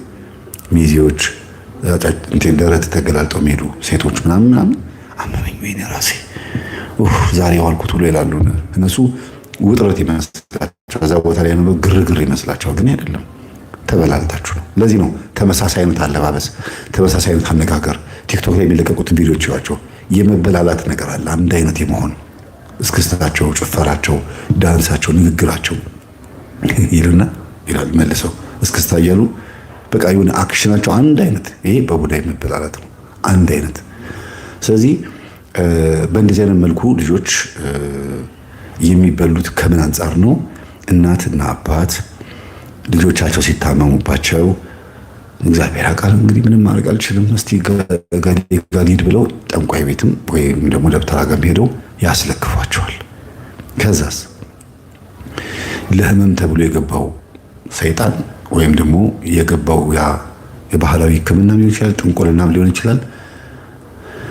ተጨማሪ ሌላ እንቅርት ላይ ጆሮ ደግፍ የሚባል ነገር አለ እና ለጊዜው ከታመመበት ሊድን ይችላል። ያንን ህመም አለበት የተባለውን ችግር መንፈሱ ዝም ሊል ይችላል። ግን ስልቱን ቀይሮ በሌላ ነው። ጨጓራ ከነበረ ኩላሊት እንደማለት ነው። ወይም ደግሞ ራስ ምታት ከነበረ ቁርጥማት፣ ጋንግሪ፣ ዝሆኔ ብላችሁ ቀይሩት እንደፈለጋችሁ። ስልቱን ቀይሮ ግን በአዲስ መልክ እንደገና ይመጣላታል። ከዛን ጊዜ ጀምሮ እንዲያውም የጠንቋይ ቤት ደንበኛ እንድትሆን ያደርጋታል። እናትየዋን በልጇ ምክንያት ሰንደል አጭሼ፣ ሰንደል ለኩሼ፣ ጣና ጭሼ፣ ቡና ፊ 6 ሰዓት ላይ እንደዚህ ካላደረግሽ ልጅሽ አይድንልሽም፣ የእናትና የአባትሽን ዛር መንፈስ አትሳደቢ፣ ቡና አድርገሽ ከአድሜው ተቆጥቶሽ ሊሆን ይችላል ተብላ ተመክራ ወደ ቤት ትመጣለች። ከዛ በተረፈ ይሄንን ይዛ ስትመጣ ደግሞ ቤት ውስጥ እንደገና የጠንቋዩ መንፈስ በራሷ ላይ ተሸክማ መጣ ደግሞ ቤት ውስጥ ስትካድመው እሺታ ስላለበት ወይም ደግሞ እሺታ አዛዥ ነኝ የሚል ስሜት ስላለበት ቡና ሲፈላለት የበለጠ እዛ ቤት ላይ ንጉስ ይሆናል። ልጆቹም ሲያጠኑ፣ ሲማሩ፣ ሲበሉ፣ ሲጠጡ፣ ሲገቡ፣ ሲወጡ እያንዳንዱ ነገራቸው በምን አደጉ፣ እንዴትስ ኑሯቸው ከፍ አለ የሚለው ነገር በዚሁ መልስ እንመልሳለን ማለት ነው። አያችሁ፣ ለምሳሌ እማዬ ትምህርት አይገባኝም እምቢ አለኝ፣ አባዬ ባጠናው እምቢ አለኝ ስትሏቸው ወይም ሲባሉ ልጆች ለወላጆቻቸው ሲሉ አባት ቆይ ችግር የለውም አለ አንድ መርጌታ ደህና አድርጎ ያግታል ያናብሾ ከዛ ትምህርት ይገባል ይላል። እንደ ጥበብ አድርገው ይጠቀሙበታል። ልጁን አይምሮን አጥበውት የሲኦል በር ይሰፋለትና የገነት በር ይጠብበታል። አያችሁ፣ ጠባብ የሆነ ሐሳብ ጥበብ ተብሎ ወደኛ ውስጥ ይገባል ማለት ነው። እና ልጆች በብዙ አይነት መንገድ ይጎዳሉ። አብሯቸው መንፈስ ያድጋል። በጣም ብዙ ህጻናቶች ስለ ስነፈለካት፣ ስለ ከዋክብት፣ ስለተለያዩ ጥበባት ሲያወሩ ስትሰሙ በጣም ትገረማላችሁ። በሚዲያ ላይ ኢንተርቪው ሲደረጉ የሚገርም ነገሮች አንብበው ሊሆን ይችላል። ግን የሚገርማችሁ ብዙዎቹን ህፃኖኝም ጭምር እንደዚህ አይነት ሰዎችን አውቃለሁ። አድገው ከንቱ ነው የሚሆኑት። አብሾ ከባድ ነው። እጽ ከባድ ነው። አብሾና ፍልሆ ይሄ ለእውቀት ተብሎ የሚወሰድ ነገር ልጆችን ማጠጣት ነገ እንዲያውም የኢትዮጵያም የተዋህዶም ጸር እንዲሆኑ ማድረግ ነው። የሌላ አይነት ምርምር ውስጥ ገብተው የማይሆን አስተምህሮ አምጥተው ህዝቡን እንደገና የሚማግዱ ነው የሚሆኑት። ለምን? በጥበብ ስም ስለሚሰሩ። ልጆቹ ከንቱ ነው የሚሆኑት። ማን እንደሆነ ይታወቃል እዛ ውስጥ ያለው። በዛ በሚጠጣና በሚጨለጠው ነገር ውስጥ ማን እንዳለ ይታወቃልና ልጁ ህፃን እያለ በዚህ መንፈስ ተለክፎ ያድግና ከዛ የሚቀበለው ደሞዝ ቤተክርስቲያንን የማይጠቅም አገርንም የማይጠቅም ለራሱ የማይጠቅመው እናትና አባቱን የማይጦርበት ይሆናል። የደረጃ ተማሪ ተብለው በጣም ብዙ እኔም ተማሪ በነበርኩበት ሰዓት አሁንም ጭምር የምክር አገልግሎት ሳገለግል በዚህ 13 እና 12 ዓመት ውስጥ የደረጃ ተማሪ ተብለው ዩኒቨርሲቲ ጨርሰው ከንቱ ሆነው የቀሩ ሱሰኛ ሆነው የቀሩ በጣም ብዙ ተማሪዎችን አውቃለሁ። ወደ ባህር ዳር፣ ወደ ጎንደር፣ ወደ ሰሜኑ አካባቢ ማታውት አብሾ እንደ ጥበብ ተቆጥሮ ስም የጠቀስኩት ሆን ብዬ ነው። እንደ ጥበብ እየተቆጠረ ብዙዎቹ ጠበው በጣም ብዙ ችግር ውስጥ የገቡት ቅርብ ጊዜ ሰምታችኋል። ደብረ ብርሃን ላይ የኢሉሚናቲ አባል ሆኖ እናትህን ካረድክልን ከሰዋህልን ብር እንሰጣለን፣ መኪና እንደዚህ እናደርግልሃለን ተብሎ ተነግሮት እናቱን አርዶ አንገቷን በማዳበሪያ ጠቅልሎ ምን እንዳደረገ ወደ አዲስ አበባ አክስቱ ጋር መጥቶ ሲደበቅ እንዴት እንደተያዘ አይታችኋል። እንዲህ አይነት ትውልድ ነው የምናፈራው። እውቀት ማለት መጨረሻው ይሄ ነው የሚሆነው። ያብሾ ውጤት ይሄ ነው። እናትን እንግዲህ ካኒ ዌስት ይሄን ሲያደርገው አይቶ ነው እንግዲህ ካኒ ዌስት ማለት እናቴን ሴክሪፋይ አድርጌያለሁ ሀብታም የሆንኩት በዚህ ነው ብሎ ስለተናገረ በስልክ የኢሉሚናቲ አባል መሆን የምትፈልጉ ይሄን አድርጉ ሲባሉ እውነት መስሎት የደብረ ብርሃኑ ልጅ ደግሞ ይሄን አደረገ። ይቀጥላል ሌላ ቦታ ላይ ልጅህን ድፈር የተባለ አባት እኔ ጋር መጥቶ የምክር አገልግሎት ወስዷል። እስር ቤት ነው ያለው። በገዛ እጁን ሰጥቶ እስር ቤት ገብቷል። ልጅህን ከደፈርክልን ፎቶ የልጆችን ፎቶ አምጣና አሳየን ተብሎ አሳይቶ ይችኛዋ ልጅህን ድፈርልንና ከዛ በኋላ የምትፈልገውን እንሰጥሃለን ተብሎ እንደዚህ ነው እና መጨረሻው ይሄ ነው የሚሆነው። ይሄ ሰውዬ ግን አብሾ ጠጥቶ ነበር በልጅነቱ። ይገርማችሁ። አሁን የምላችሁ ሰው በጣም የሚያሳዝኑ ሰዎች አሉና እኔ በጣም ማዝነው ለእውቀት ተብለው የሚወሰዱ መጠጦች መጨረሻቸው ምን እንደሆነ ጥናት አለመደረጉ ነው። ማዝነው አጠጪዎቹ አይደለም።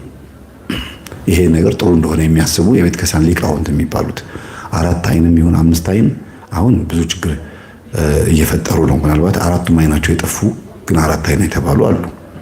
የተዋህዱን አንድ ነገር በመሳት ሥላሴ ጾታ አላቸው ወይም እግዚአብሔር ወንድ ነው ብሎ ማሰብ አንድ 4 አይና ከሚባሉ አባት ይሄ ነገር ማሰብ በጣም ይከብዳል አይደል? ሁሉም ዕውቀታቸው በዚህ ተጣፋ። ስለዚህ አብሾ ከባድ ነው። የአብዛኞቹ አብሾ ያለባቸው ሰባኪያንና መምህራን ባህሪያቸው ጩኸት ነው። ሲሰብኩ በቃ ምዕመናን ካባ ለብሱ ጉርድድ ሲሉ ግርማ ሞገስ ያለው ነገር ተዋርሶ እንዲህ ሲሉ አንዳንድ ጊዜ ትንክት እላለሁ። በቃ ባህሪዬም ስላልሆነ ሊሆን ይችላል። እኔ አልወድም እንደዚህ ነገር። እኔ አልወድም ብቻ ሳይሆን አይመጥናትም ለተዋህዶ እንደዚህ አይነት አሰባበክ። መናፍቃን አይታችሁ ከሆነ በአዳራሻቸው ላይ አሜን በሉ አሜን ሲሉ ያ ጩኸትና አብሾ ያለበት ደግሞ ወደ ምሕረት ላይ ሳይሆን እስቲ አነጻጽሩት። አንድ አይነት እኮ ነው። አንድ አይነት። ሌላው የአብሾ የዚህ ምላችሁ የአብሾ የሚባለው ነገር እጽ የወሰዱ ሰዎች ሲሰብኩ መለያቸው ምንድነው? ሲያስተምሩ ትምህርታቸው የተዘበራረቀ ነው የሚሆነው። በፍጹም ባለፈው ያስተማሩትን አያስታውሱም። የተናገሩትን ይረሳሉ እና የመድረክ የመቆጣጠር ብቻ እንጂ ስለ ክብር እንጂ ስለ ቤተ ክርስቲያን በፍጹም አይጨነቁም። ስለ ደሞዛቸውና ስለ ገንዘባቸው ስለ ክብራቸው ብቻ ነው የሚጨነቁት። እንዲህ አይነት ሰዎች ማለት ነው። እና ወደዚህ እንመለስ። የቡዳ መንፈስ በጣም ከባድ ነው። ሌላው መምህራን ሆነው የትምህርት ቤት የኬጂ መምህራን፣ የኤሌመንተሪ መምህራን ሊሆን ይችላል፣ የሃይስኩልም ብቻ አጠቃላይ መምህራን ላይ፣ ዶክተሮች ላይ፣ የባንክ ሰራተኞች ላይ፣ ህዝብን የሚያስተናግዱ ሰዎች ላይ አንድ ሰው ላይ ቡዳ መንፈስ ካለ ብዙዎችን እንዴት እንደሚያጠቃ ግጠሜ ላይ ከዚህ ቤት አቅርቤያለሁ።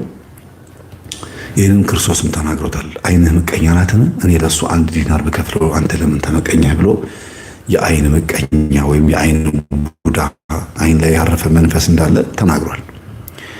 እና የሰው ደሞዝ የሚመለከቱ የሰው ንብረት የሚመለከቱ ለምን እሱ አለፈለት፣ ለምን እሱ እንደዚህ ተቀበለ፣ የእነሱ ምንም ሳይነካባቸው እናንተ ስለበለጣችኋቸው ብቻ ወይም ደግሞ ከፍ ስላላችሁ ብቻ ለመጣል ለመዘርጠጥ የሚሞክሩ የእነሱ ምንም አልተነካባቸውም። ዝም ብለው መኖር ይችላሉ። ልክ ክርስቶስ እንደተናገረው 3 ሰዓት ላይ ወጣና ሰራተኞችን አምጥቶ አንድ የሆነ የወይን እርሻ ባለቤት ኑና ስሩልኝ ብሎ ቀጠራቸው ይላል። ድድ ማስጫ የምንለው ቦታ አይደለም። ድድ ማስጫ ማለት የዱርዮች የሚሰበሰቡበት ጫት እየቃሙ ምን እያሉ የሚያላግጡበት የሚገለፍጡበት የሚሳሰቁበት ቦታ ድድ ማስጫ ይባላል። በአራዳ ቋንቋ ነው። ታዲያ እንዲህ አይነት ቦታ ላይ ሄደና የወይን እርሻ ባለቤት ወጣቶችን ሰራተኞችን ሰበሰበና 3 ሰዓት ላይ አምጥቶ እስከ ማታ 12 ሰዓት ድረስ ስራ ስሩልኝ፣ አንድ ዲናር እሰጣቸዋለሁ። 1 ዲናር ማለት 1000 ብር እንደማለት ብላችሁ ቁጠሩት። በወቅቱ ያኔ በመጽሐፍ ቅዱስ በተጻፈው መሰረት ማለት ነው። ጎሽ ማርቆስ ቅድም ያልኳችሁ ነው እሱ። እና ምንድነው አንድ ዲናር እሰጣቸዋለሁ ብሎ ቃል ገባላቸውና እሺ ብሎ ስራውን ጀመሩ። ስራውን ዝም ብሎ ሲመለከተው የሚያልቅ መስሎ አልታየውም። አይ 6 ሰዓት ላይ ልውጣና ተጨማሪ ሰራተኞች ላምጣ፣ ይሄ ስራ ቶሎ የሚያልቅ አይመስለኝም አለና እንደገና 6 ሰዓት ወጥቶ ሌሎች ዱርዮችንና መንገድ ኃላፊዎችን ወጣቶችን ስራ ትፈልጋላችሁ አላቸው። አዎ ኑ እኔ ጋር ስራ አለ ብሎ አመጣቸውና ሲሰሩ አሁንም ምን አላቸው? እስከ 12 ሰዓት ድረስ ስሩልኝና አንድ ዲናር እሰጣቸዋለሁ አላቸው። እሺ ብሎ መስራት ጀመሩ። አሁንም ስራው አያልቅም፣ ቶሎ እንዲያልቅለት ፈልጓል። 9 ሰዓት ላይ ወጣና ተጨማሪ ሰራተኞችን አመጣ።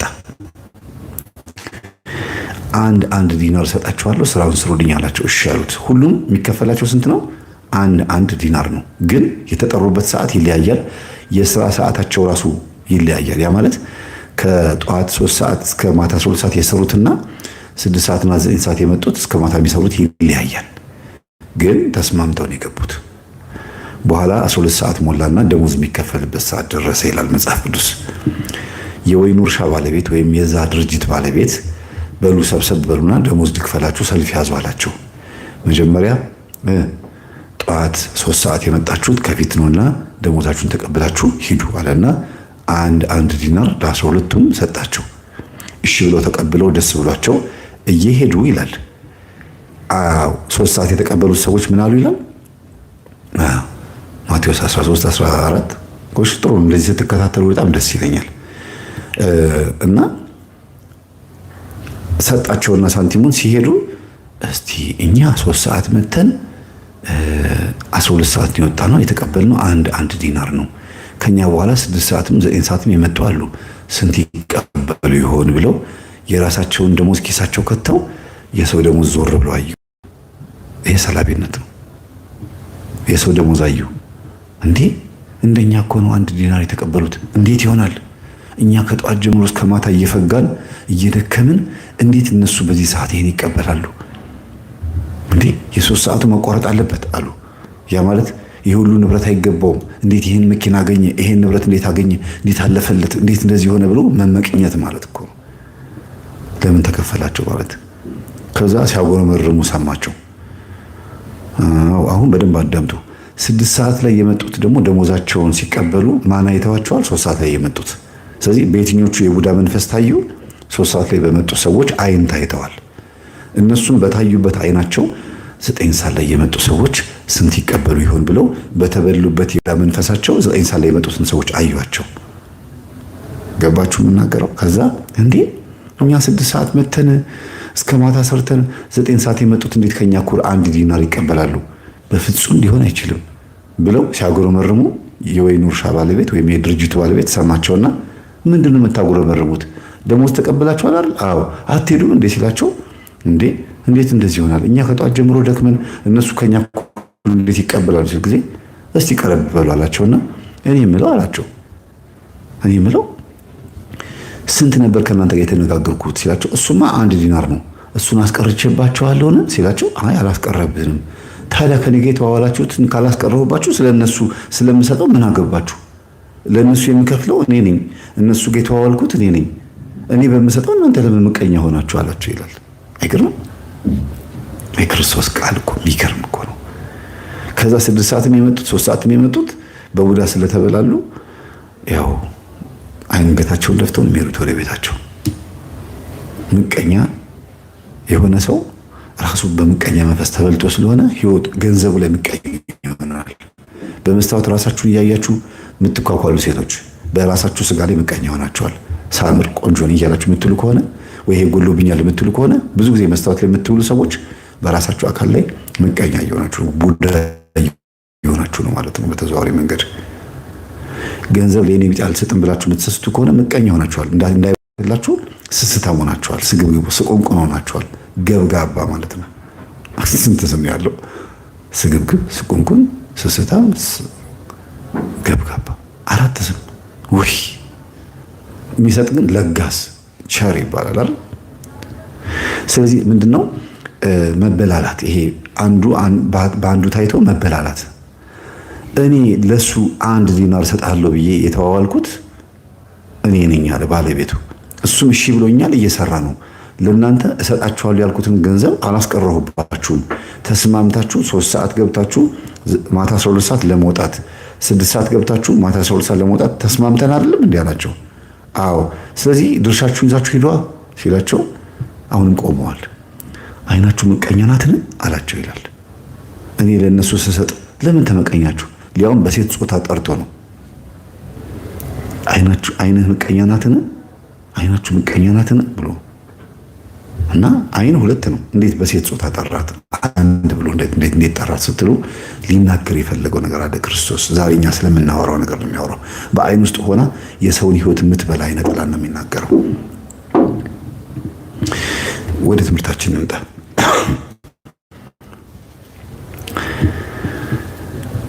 አሁን የቡዳ መንፈስ ሰዎችን እንዴት እንደሚቀረጥፍ እንዴት እንደሚበላ እያብራራሁ ያለሁት።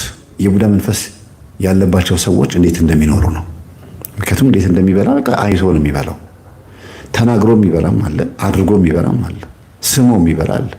ውይ ይሄ ነገር ደስ ሲል ሲያምር ይሄ ዕቃ የሰርግ ስጦታ ነው ሲሏችሁ አዎ ስትሉ በቃ ከዛን ቀን ጀምሮ አንዳንድ ብርጭቆ፣ አንዳንድ የውስኪ ጠርሙስ፣ አንዳንድ ሳህን፣ አንዳንድ እያለ እያለቀ ወይ የቤት ሰራተኛዋ ወይ ራሷ ሙሽራዋ ፍጅት ታጋ ትጨርሰዋለች። ሲያምር ብለው የቡዳ መንፈስ ያለባቸው ሰዎች ያሉት ዕቃ ይሰበራል። ሸክላም ይሁን ቴሌቪዥንም ይሁን ሞባይልም ይሁን ምንም ይሁን ይጠፋል። የወደዱት ነገር ይበላሻል። ለምን? እነሱ ውስጥ ያለው መንፈስ እነሱ ሲወዱ ስለማይወድ ለምን ወደደችው ይላል። ኢቭን በትዳር ራሱ ያገባ ወንድ ካላገባ ወንድ ጋር ጓደኛሞች ሲሆኑ ያገባ ወንድ ስለሚስቱ ሲያስብ ሚስት የደወለች ሊሂድ እያለ ሲቸኩል ምን ሲል በቃ ስለ ትዳር ሲያወራ ያላገባው ወንድ ላይ ያለችው አይነጥላ ቡዳ ከሆነች ባሌለት ቀማኝ አሁን አንተ ስላገባህ እሱም ደግሞ እንደ ጓደኛዬ ላገባ ብሎ ወደ ትዳር ሊሄድብኝ ነው። ስለዚህ ይልና ወንዱ ላይ ጓደኛው ላይ ያላገባው ላይ ያለው አይነጥላ ማለት ነው ሴዛር አይነጥላ ወይ ከዚህ ጓደኛው ያርቀዋል ያሸሸዋል ወይ ደግሞ ያገባውን ጓደኛውን ትዳር ይበትንበታል። ባክተዋት አትስማት ስትደውል ዘውተው ባክ ምናምን ያለ ይጠጣሉ ይጨፍሳሉ ይላሉ። ለምን? ያገባን ያላገባ ወንድ ጓደኛሞች መሆን አይችሉም፣ ደግሞ መሆን የለባቸውም። እንደኔ ጥሩ አይደለም። ወይ ያገባው ያላገባውን ስቦ ወደ ትዳር ማምጣት አለበት፣ ካልቻለ መለየት ነው ያለበት። ለምን? ብዙ ጊዜ በባህሪም በምንም በውሏቸውም አይተሳሰቡም። ይሄኛው ስለ ትዳር ስለማይገባው ስለሚስቱ አያዝንለትም። ይሄኛውም ደግሞ የዚህን ህይወት እየተከተለ ሚስቱ ድንገት ካበሳጨችው ወይ የሆነ ነገር ከተፈጠረ ባክተዋት ባክኒ ካንተ ጋር ነው ሞሎ እያለ እንደ እፎይታ እንደ መተንፈሻ ይቆጥረዋል። ከዛ የቡዳ መንፈስ ጓደኛሞች ይበላላሉ አይደል? ትዳሩን ሄዶ ይበላል።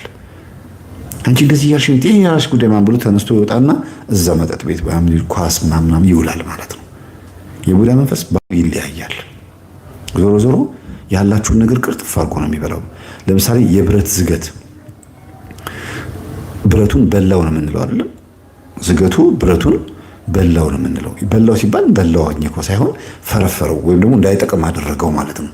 ስለዚህ የቡዳ መብላትና የብረት መዛግ ተመሳሳይ ነው በላው ሲባል። እንግዲህ በቡዳ በኩል ያለውን ይብቃኝ ልጨርስ። ማጠቅለል አድርጌ ነው የነገርኳቸው ያለሁት። መጽሐፍ ቅዱስ ውስጥ ያለውን ሁሉንም ብናነሳው በጣም ብዙ ሰዓት ይፈጃል። ግን በህይወት ዘመናችን 4 ጊዜ መንፈስ ያገኘናል ከሚባሉት ከአራቱ ውስጥ አንዱ ዛር ነው፣ ሁለተኛው ቡዳ ነው ብያቸዋለሁ። ሶስተኛው መተትና ሰላቢ ነው። እንደ አንድ ቁጠሩት። ያው መተት ወይም ሰላቢ ዞሮ ሰላቢም ተደግሞ ነው የሚገባው። መተት ግን መተት በሚለው ውስጥ ያዙት እና ስናድግ ነው ታዲያ የሚሆነው ይሄ። ቡዳ ከልጅነት ጀምሮ አብሮ ያድጋል። ካደግን በኋላ ደግሞ በትምህርታችን የሚቀኑ ተማሪዎች፣ ስራ ስንገባ በስራችን የሚቀኑ ጓደኞቻችን፣ ፍቅረኛ ስትይዙ ወይ ሲያልፍላችሁ ውርስ ገንዘብ ካለ ወይ ውበት ካለሽ ውበት ካለ የሚያማምር ቆንጆ ነገር የምትለብስ ከሆነ አጠገብህ በዙሪያ ያሉ ሰዎች በሙሉ አንተን ይመለከቱና የሆነ ነገር ያስቡብሻል። መተት ባህሪው ብዙ አይነት ነው። በአጥር ገፋሽኝ በእህል አሰጣሽ መጣላት አለ። እንደገና በውርስ ምክንያት መጣላት አለ። መቀማማት እንደ ሰላቢ እንዳልኳችሁ የእሱን ሀብት ንብረት ለእኔ አምጣ ወይም ደግሞ እኔን ስለበለጠኝ ሀብት ንብረቱን አጥፋ ተብሎ የሚመጣ ሰላቢ አለ። ሁለት አይነት ሰላቢ አለ ብያችኋለሁ። አንደኛው ሰላቢ የሚባለው የትኛው ነው? ሀብት ንብረቱን አጥፋ አውድም ነው ይባችኋል። የምታገኙትን የጓደኛ የጎረቤት ሰላቢ ማነሽ እስቲ እዚህ ቤት ያለሽው ምናምን ይሉና ጎረቤት ይመጣሉ። አቤትም ማማ ትላለች ሰራተኛዋ። እንደው እንግዳ መጥቶብኝ ነው አንድ እንጀራ ስጭኝ እስቲ እንደው ባለ መልስልሻለሁ ወይ ነገ መልሳለሁ አትንገረት ለባለቤቷ ይላሉ። እሺ ትልና ሰራተኛዋ ጥፍጥፍ አድርጋ እንጀራ ስጥት። ያን እንጀራ ይዛት ሄድና ሴትዮዋ ደጅ ላይ ድፍት ወይም ቡጭቅጭቅ አድርጋ ለውሻ ስጥት ታደርገዋለች። ሰላቢ ይባላል። ለምን እንደዚህ የምታደርገው? የዛ ቤት እንጀራ እንደዚህ ይሁንባት እያለች ነው። ማንም በሌለበት ሰዓት ጠብቃ ከሰራተኛ ተቀብላ እንደዚህ የምትሰልብ ሴት አለች። የሚሰልቡ ሰዎች አሉ። ገንዘብ ይመጡና ይበደሯቸዋል።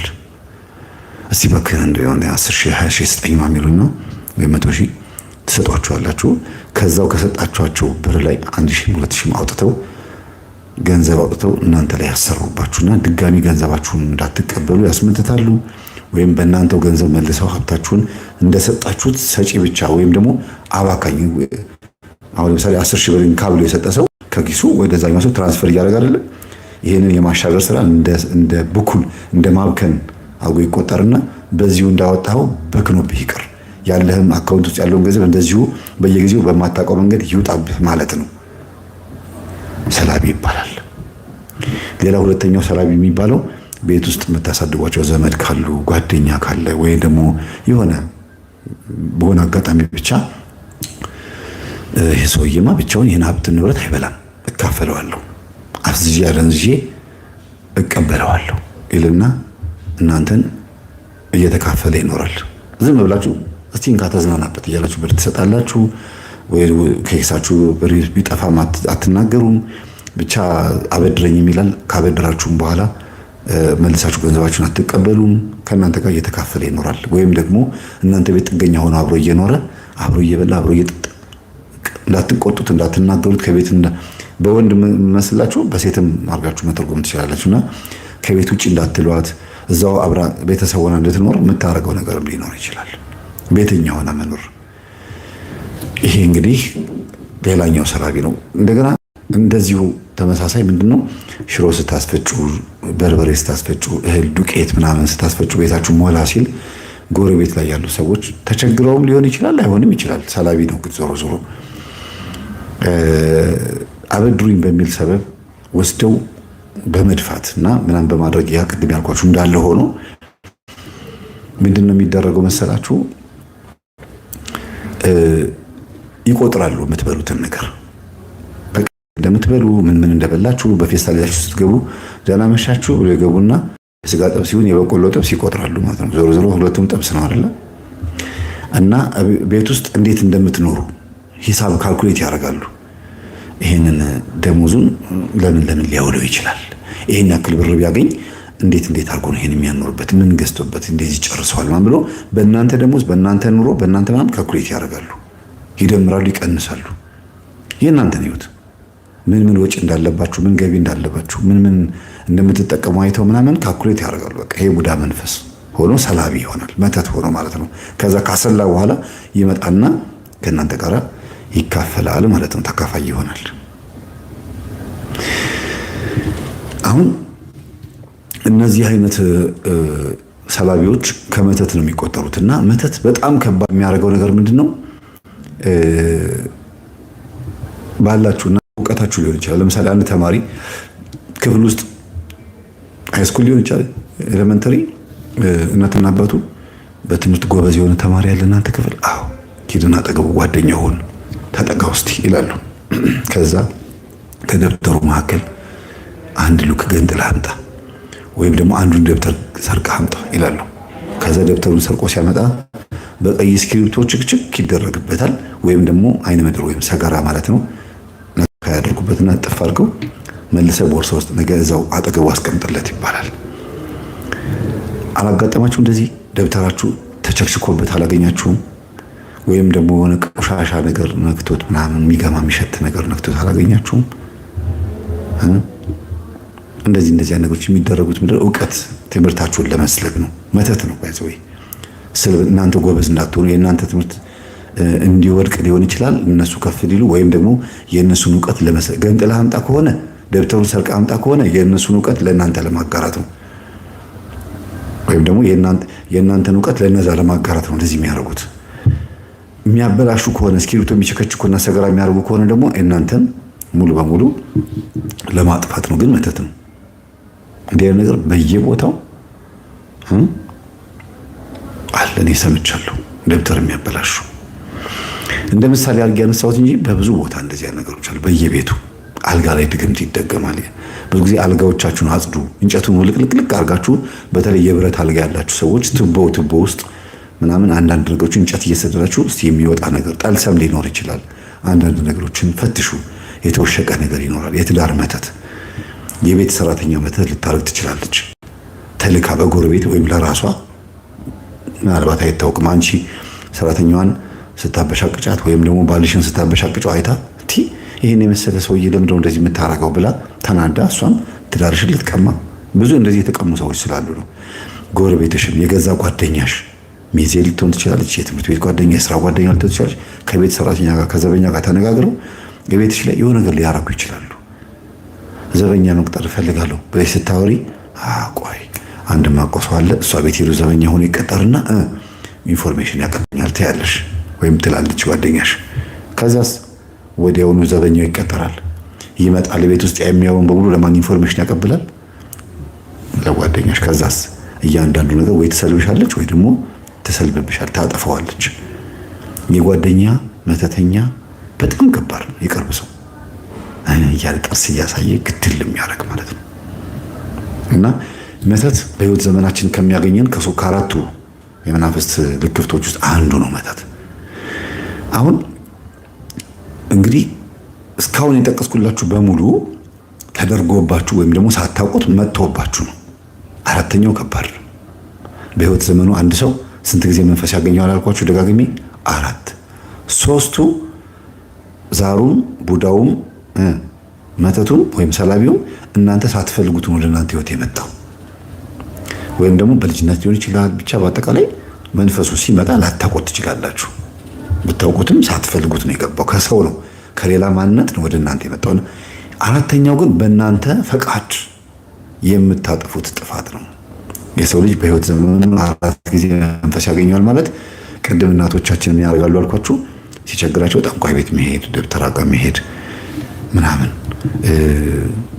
ለሀብት ንብረት ብሎ መዋረስ፣ መነቀስ፣ ድድ መነቀስ፣ እጅ መነቀስ፣ በተለያየ አይነት መንገድ መናፍስትን ወደ ራስ ማስገባት። ለምሳሌ ናገባ ብሎ ባይሉትም ዝሙት በመፈጸም መንፈስ ይገባል። ናገባ እስቲ ውስጥ የዝሙት መንፈስ ባትሉትም ዝሙት መንፈስ ያለባት ሴት ጋር ስትተኙ ወይም ዝሙት መንፈስ ያለበት ወንድ ጋር ስትተኝ ወደ አንቺ መንፈስ ጠራሽ። በምን?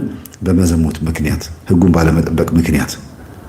ስለዚህ ወደሽ ፈቅደሽ ስትዘሙቺ የመጣ መንፈስ ወደሽ ፈቅደሽ ስለሆነ የመጣው መንፈሱ ውጣ ስትዩ እንዴት ነው የምወጣው ይላል። ፈልገሽኝ ጠራሽኝ፣ ህግ ጥሰሽ ነው የገባሁት ይላል። የእግዚአብሔርን ህግ 10ቱን ትእዛዛት ጥሰሽ ስለሆነ አንቺ ውስጥ የገባሁት እንዴት ነው በቀላሉ ውጣ የምትይኝ? ዋጋ አስከፍዬሽ ነው የምወጣው ይላል። በውሸት ማስቀደስ እየቻልን ባለማስቀደስ፣ መጾም እየቻልን ባለመጾም፣ ብቻ በተደጋጋሚ በተከታታይ በእግዚአብሔር ላይ በማመጽ እና ከረፈፍ በመሆን ዘልዛላ በመሆን የሚገባ መንፈስ ማለት ነው። ይሄኛው በ3 ክፈሉት። አንደኛ አሞኛል ብላችሁ ጠንቋይ ቤት በመሄድ፣ ሁለተኛ ተቸግሬያለሁ ብሎ መንፈስን መዋረስ ወይም ለእውቀት ለምናምን ተብሎ መዋረስ፣ ሆን ብሎ መንፈስን ማስገባት። ሶስተኛ ደግሞ ያልኳችሁ ኃጢአት በዝሙት ወይም ህጉን ባለማክበር ከእግዚአብሔር በመራቅ የሚገባብን መንፈስ። ይሄኛው በጣም ከባድ ነው እና ህይወትን ያበላሻል። መንፈሱን ጸበል ቦታ ሄዳችሁ ናውጣ ስትሉት አረባክ ነው የሚለው። ለዚህ ነው ክርስቶስ ማርቆስ ወንጌል ምዕራፍ 9 ቁጥር 26 ላይ ሐዋርያት አንድን ሰይጣን ሊያስወጡት ሲሞክሩ እምቢ አላቸው። ጌታ ሆይ አለ የልጁ ባለቤት የልጁ አባት። አቤት አለ ጌታ። ሐዋርያቶችን ደቀ መዛሙርቶችን ይህን ሰይጣን አስወጡልኝ ስላቸው ከልጄ ላይ ሊያስወጡት አልቻሉም። የስንቱን አጋንንት አስወጥተው የኔ ልጅ መንፈስ ግን ሊያስወጡ አልቻሉም። እባክህን አንተ አስወጣልኝ አለው የልጁ አባት። ኢየሱስ ክርስቶስ ምን አለ?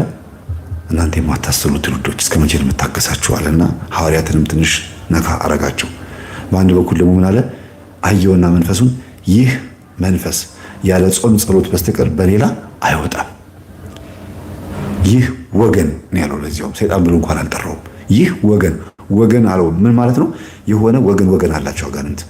ዛሩ፣ መተቱ፣ ቡዳው ምናምን ልክ ታየ ከረማው፣ ሻምበሶ ምናምን ብለን እንደምንጠራቸው እነዚህ ወገን እንዳላቸው ወይም ከራማ፣ አውሊያ፣ ቃልቻ ምናምን፣ ደብተራ፣ ኮኮ ቆጣሪ እንደሚባሉት ወገን አላቸው። ክርስቶስ ማለት ይሄኛው ወገን አለ። መቼም ወገኔ ማለቱ አይደለም ክርስቶስ፣ ይሄኛው አይነት መንፈስ ማለቱ ነው። እንዲህ ውጣ ሲባል በኢየሱስ ስም ውጣ ሲባል የማይወጣ መንፈስ ማለት ነው። መቼም በስሙ የማይወጣ የለም፣ ግን ውጣ ባዩ የሚያጠምቀው ሰው ወይም መንፈስ የሚያስወጣው ሰውዬ እና መንፈሱ የሚወጣለት ሰው በጸሎት ካልበሩ ሳይወጣም እያለ ነው ክርስቶስ እየተናገረ ያለው። ሁለቱም መበርታት አለባቸው፣ ወይ ባይሆን አንዱ ጎን መሆን አለበት። ለምሳሌ ዶክተሩ የፈለገ ሲጋራ ጫሽ ቢሆን፣ ጫት ቃሚ ቢሆን፣ መጠጥ የሚጠጣ ትዳሩን የማያከብር ቢሆን መርፌው አላድንም አይልም። ገባችሁ? መርፌው ሲወጋ ሊያድን ይገባል አይደል? ምክንያቱም መርፌውና ሰውየው አይገናኙም። ሃይማኖት ላይ ስትመጡ ግን ሐዋርያትን ምን አላቸው ክርስቶስ? ያለ ጾም ጸሎት በስተቀር ይህን መንፈስ ማስወጣት አትችሉም አላቸው። ያ መንፈስ አስወጣለሁ የሚያስብ ሰው ወይም አጠምቃለሁ ወይም አስተምራለሁ የሚያስብ ሰው ሰውን ለመለወጥም ሆነ ለመቀየር የሆነ ነገር ለማድረግ ግዴታ ጾም ጸሎት ያስፈልገዋል። መንፈስን ለመግራት ለመያዝ አስሮ ወደ ሲኦል ለመሸኘት የሆነ ኃይል ያስፈልጋል። ጾም ጸሎት የሚባል ኃይል ተጨማሪ ግን የኢየሱስ ክርስቶስም ስለማይሰራ ነው አይደለም። እኛ ላይ ሲመጣ ስሙ የኛ ማንነት የአቀባበል ማንነት ማለት ነው። ገበሬው ዘርን ዘራ ይልና በእሾህ መካከል ወደቀ ዘር በቀለና እሾህ እንደዚህ ነው አይደል? ዘሩ በቀለና እሾህ ያዘው ማነቆ እንዳያድግም ከለከለው። ያ እሾህ የተባለው ኃጢአት ነው ይላል። የኛ ኃጢአት በኑሯችን ከፍ እንዳንል ያደርገናል። ያ እሾህ የተባለው ደግሞ አጋንንትም ጭምር ነው። እንደገና ገበሬው ዘርን ዘራ ይልና በጭንጫ ላይ ወደቀ። ጭንጫ ማለት ከድንጋይ መለስ ያለ ከአፈር መለስ ያለ ባህ ድንጋይ የሆነ ለየት ያለ ድንጋይ ነው። ግን እዛ ላይ ወድቆ ዘሩ ስር መስደድ አልቻለም። ለጊዜው ቡቃያ ሊሆን ይችላል። ከዛ በኋላ ግን ይደርቃል። ድንጋይ ላይ ስለሆነ ይወድቃል። ግልጽ ነው አይደለም? ይሄም የእግዚአብሔር ቃል ወደኛ ልብ ሲዘራ ሰባኪው ሲያስተምር መልእክት ሲነገር ልባችን ምን አይነት ማንነት ኖሮት ነው የተቀበለው ማለት ነው። ገበሬው ዘርን ዘራ ሲባል ገበሬው እግዚአብሔር ነው፣ ዘር የእግዚአብሔር ቃል ነው። እኛ ልብ ላይ ሲዘራ ልባችን ጭንጫ ሆኖ ነው እሾህ ሆኖ ነው የተቀበለው ወይስ መንገድ ዳር ድንጋይ ሆኖ ወይስ መልካም መሬት ሆኖ የተቀበለው የሚለው ነው። እንዲያውም ምን አለ? በመልካም መሬት ላይ አንድ ዘር ወደቀች ይልና ያማረ 30 60 ያማረ 100 ፍሬ ያፈራች ይላል።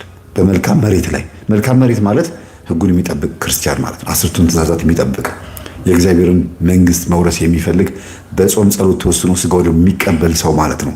መልካም መሬት መልካም እርሻ ማለት መዝሙር 22 ምን ይላል? እግዚአብሔር እረኛዬ ነው የሚያሳጣኝ የለም።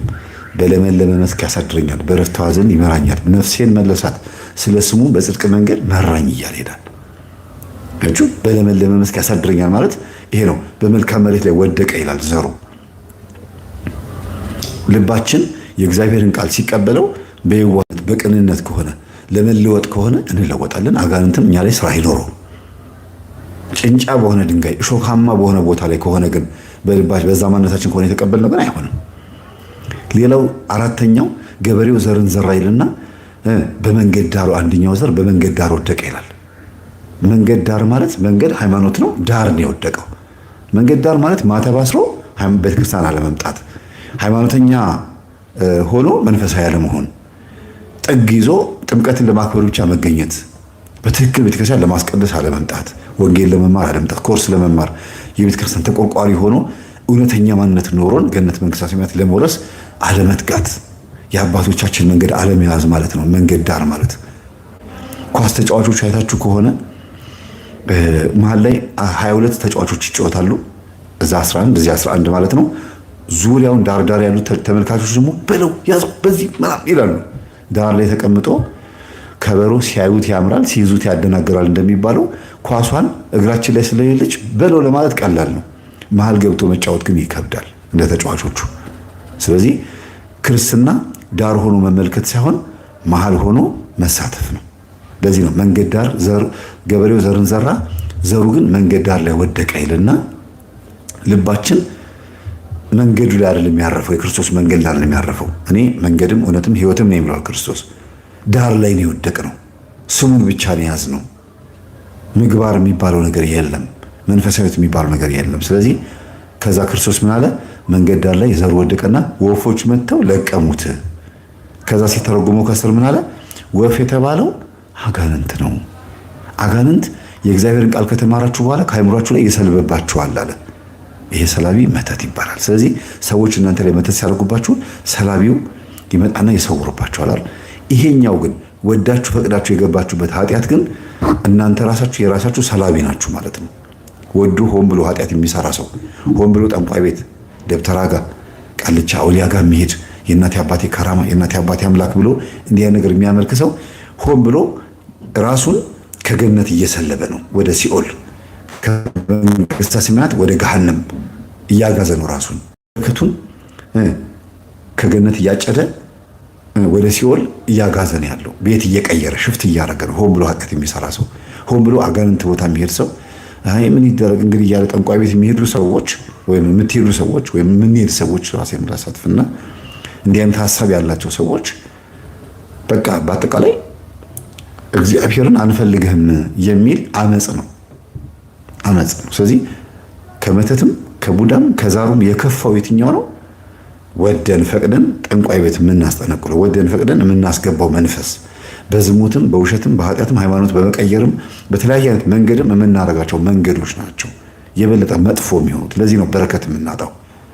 ንስሐ አንገባበት፣ ንስሐ ግቡ ሲባል አንሰማ፣ ለእያንዳንዱ ነገር አቃቂር ማውጣት፣ አዲስ የሆነ የተዋህዶ አዲስ የኦርቶዶክስ ሕግ አውጥተን ራሳችን በራሳችን የሆነ በቃ እንጃ። አሁንማ እንዲያውም የሆነ ጊዜ መምህር ፋንታውን ወቂ የተናገረው ሁሉም ሰንበት ተማሪ ሁሉም አገልጋይ የራሱን ኦርቶዶክስ ተሸክሞ ነው የሚዞረው። ለምን ሱሪ የለበች ሲባሉ የሚሰጡት ምክንያት መልስ አዘጋጅተው ነው የሚሄዱት ብሎ የተናገረው በጣም የሚገርም ነገር ነው። ስለዚህ ከሁሉ የከፋው የትኛው ነው? ከሁሉ የከፋው የትኛው ነው? በገዛ ኃጢአታችን በገዛ ማንነታችን የምንስበው ነው። ስለዚህ የሰው ልጅ በህይወት ዘመኑ ስንት ጊዜ መንፈስ ያገኘዋል? ደግሜ ልንገራችሁ፣ 4። አንደኛ ዛር፣ ሁለተኛ ቡዳ፣ ሶስተኛ መተትና ሰላቢ፣ አራተኛ ወደን ፈቅደን ወደኛው ህይወት ውስጥ ያመጣናቸው መናፍስት ናቸው። ይሄን እስቲ እንዲያርግ ይሄን እስቲ እንዲያርግ ስትባሉ እሺ ብላችሁ ያደርጋችሁበት። ለምሳሌ እናንተ አረብ ሀገር ያላችሁ እህቶቻችን፣ አውሮፓ ያላችሁ፣ አውስትራሊያ፣ አሜሪካ ወይም ደግሞ አዲስ አበባ ሆናችሁ ገጠር ቤተሰብ ያሏችሁ ይደውሉና እናትና አባቶቻችሁ እንደው እስቲ እንደው እባክሽን እኛ ሰፈር ያለው አዋቂ የተወሰነ ላኪ እያለሽ ነው ሲል ጊዜ አይ እኔ አልፈልግም ስትሏቸው ችግር የለውም እንደው ዝም ብለሽ 1 ብርም ላኪ አይ አልፈልግም ትላላችሁ። ስለገባችሁ እኮ ነው። አንዳንዶቹ ግን ዝም ብለሽ ካንቺ ስጫቸውና እኔ ሰጥሻለሁ አይደለም የላብሽ ገንዘብ ነው የተፈለገው። በቃ ላብሽ ከድካምሽ የተገኘው ነው የሚፈለገው ይባላል። አያችሁ፣ ጉልበታችሁን ለማን መስዋዕት እንድታረጉ ነው? ለሱ እሺ፣ አፋችሁ እሺ ይላል የመጀመሪያ መስዋዕት። ቀጥሎ ደግሞ እምነታችሁ ደግሞ በምግባር እንዲገለጽ ብር ስትልኩ ደግሞ ምግባር ይሆናል። ልክ ለእግዚአብሔር እምነትም ምግባርም መስዋዕት እንደሚሆን ሁሉ ለአጋንንትም እንደዛ ነው የሚሆነው ማለት ነው። እና አድርጉልኝ የምትባሉትን በሙሉ ስታደርጉ መስዋዕት ሆኖ ይቀራል። ፈቃድ ይባላል። ለምታደርጉት ነገር እውቅና መስጠት፣ መፈረም። አይ ሴል ማይ ሶል እንደሚሉት ነጮች ነፍሴን ሸጫለሁ፣ በቃ ሸጥኩላችሁ ብለው ለፍሪሜስነሪ፣ ለራውንድ ቴብል፣ ለስኬሌኒሞስ፣ ለባፎሚት ለነዚህ መናፍስት ሸጠው አርቲስቶቹ በሙሉ ዛሬ እጃችሁን አንሱ ሲባል ያነሳሉ፣ እንደዚህ አድርጉ ሲባል እንደዚህ ይላል። በቃ በሁሉ ነገር ያንን ምልክት አሳይተው ሰጡ። ራሳቸውን ማንነታቸውን ለዘመኑ መንፈስ ከሰጡ በኋላ እንዴት ይውጡ? መብላት መጠጣት ይችላሉ። በማንኛውም አይነት መንገድ ገንዘብ ይሰጣቸዋል። በርገሩም፣ ልብሱም፣ ሁሉ ነገሩም ነፃ ሆነ። ኃጢአትም ግብረ ሰዶምም ኃጢአት ሆነ፣ እንትን ጽድቅ ሆነ። እንዲያውም ጭራሽ ሰሞኑን አሜሪካ ውስጥ ያለችው በምርጫ ምናምን የተባለችው የምታሸንፍ ሰምታችኋል አይደል? ግብረ ሰዶም ሄዳ ስትደግፍ ስሟ ማን ነበረ? የትግራይ ልጅ ናት። ስሟ ጠፋኝ። ሜላት ማን ነበር? በጣም የሚገርም ነው። ግብረ ሰዶሞችን ደግፋ ለመመረጥ ስትል በሴናተር ወይም ደግሞ እዛ ካቢኔ ውስጥ አባል ልትሆን ወይም ደግሞ እዛ በአጠቃላይ የአሜሪካን ሴናተሮች ውስጥ መግባት ስለፈለገች ብቻ ግብረ ሰዶሞች ስታምሩ እንዴት ደስ ትላላችሁ ምናምን ትላቸዋለች ሜላት ኪሮስ። በዚህ ልክ ነጮች ወይም ደግሞ አጠቃላይ ዓለም የሚሰጠን በሙሉ ተቀብለን እሺ ብለን ፈቃደኛ ሆነን ፈርመን በ10 ጣታችን በአፋችን በሁሉ ፈርመን ከዛ እግዚአብሔርን ደግሞ መልሰን መተን ደግሞ ስጠን እንለዋለን። ሰድበ ነው እኮ ነው።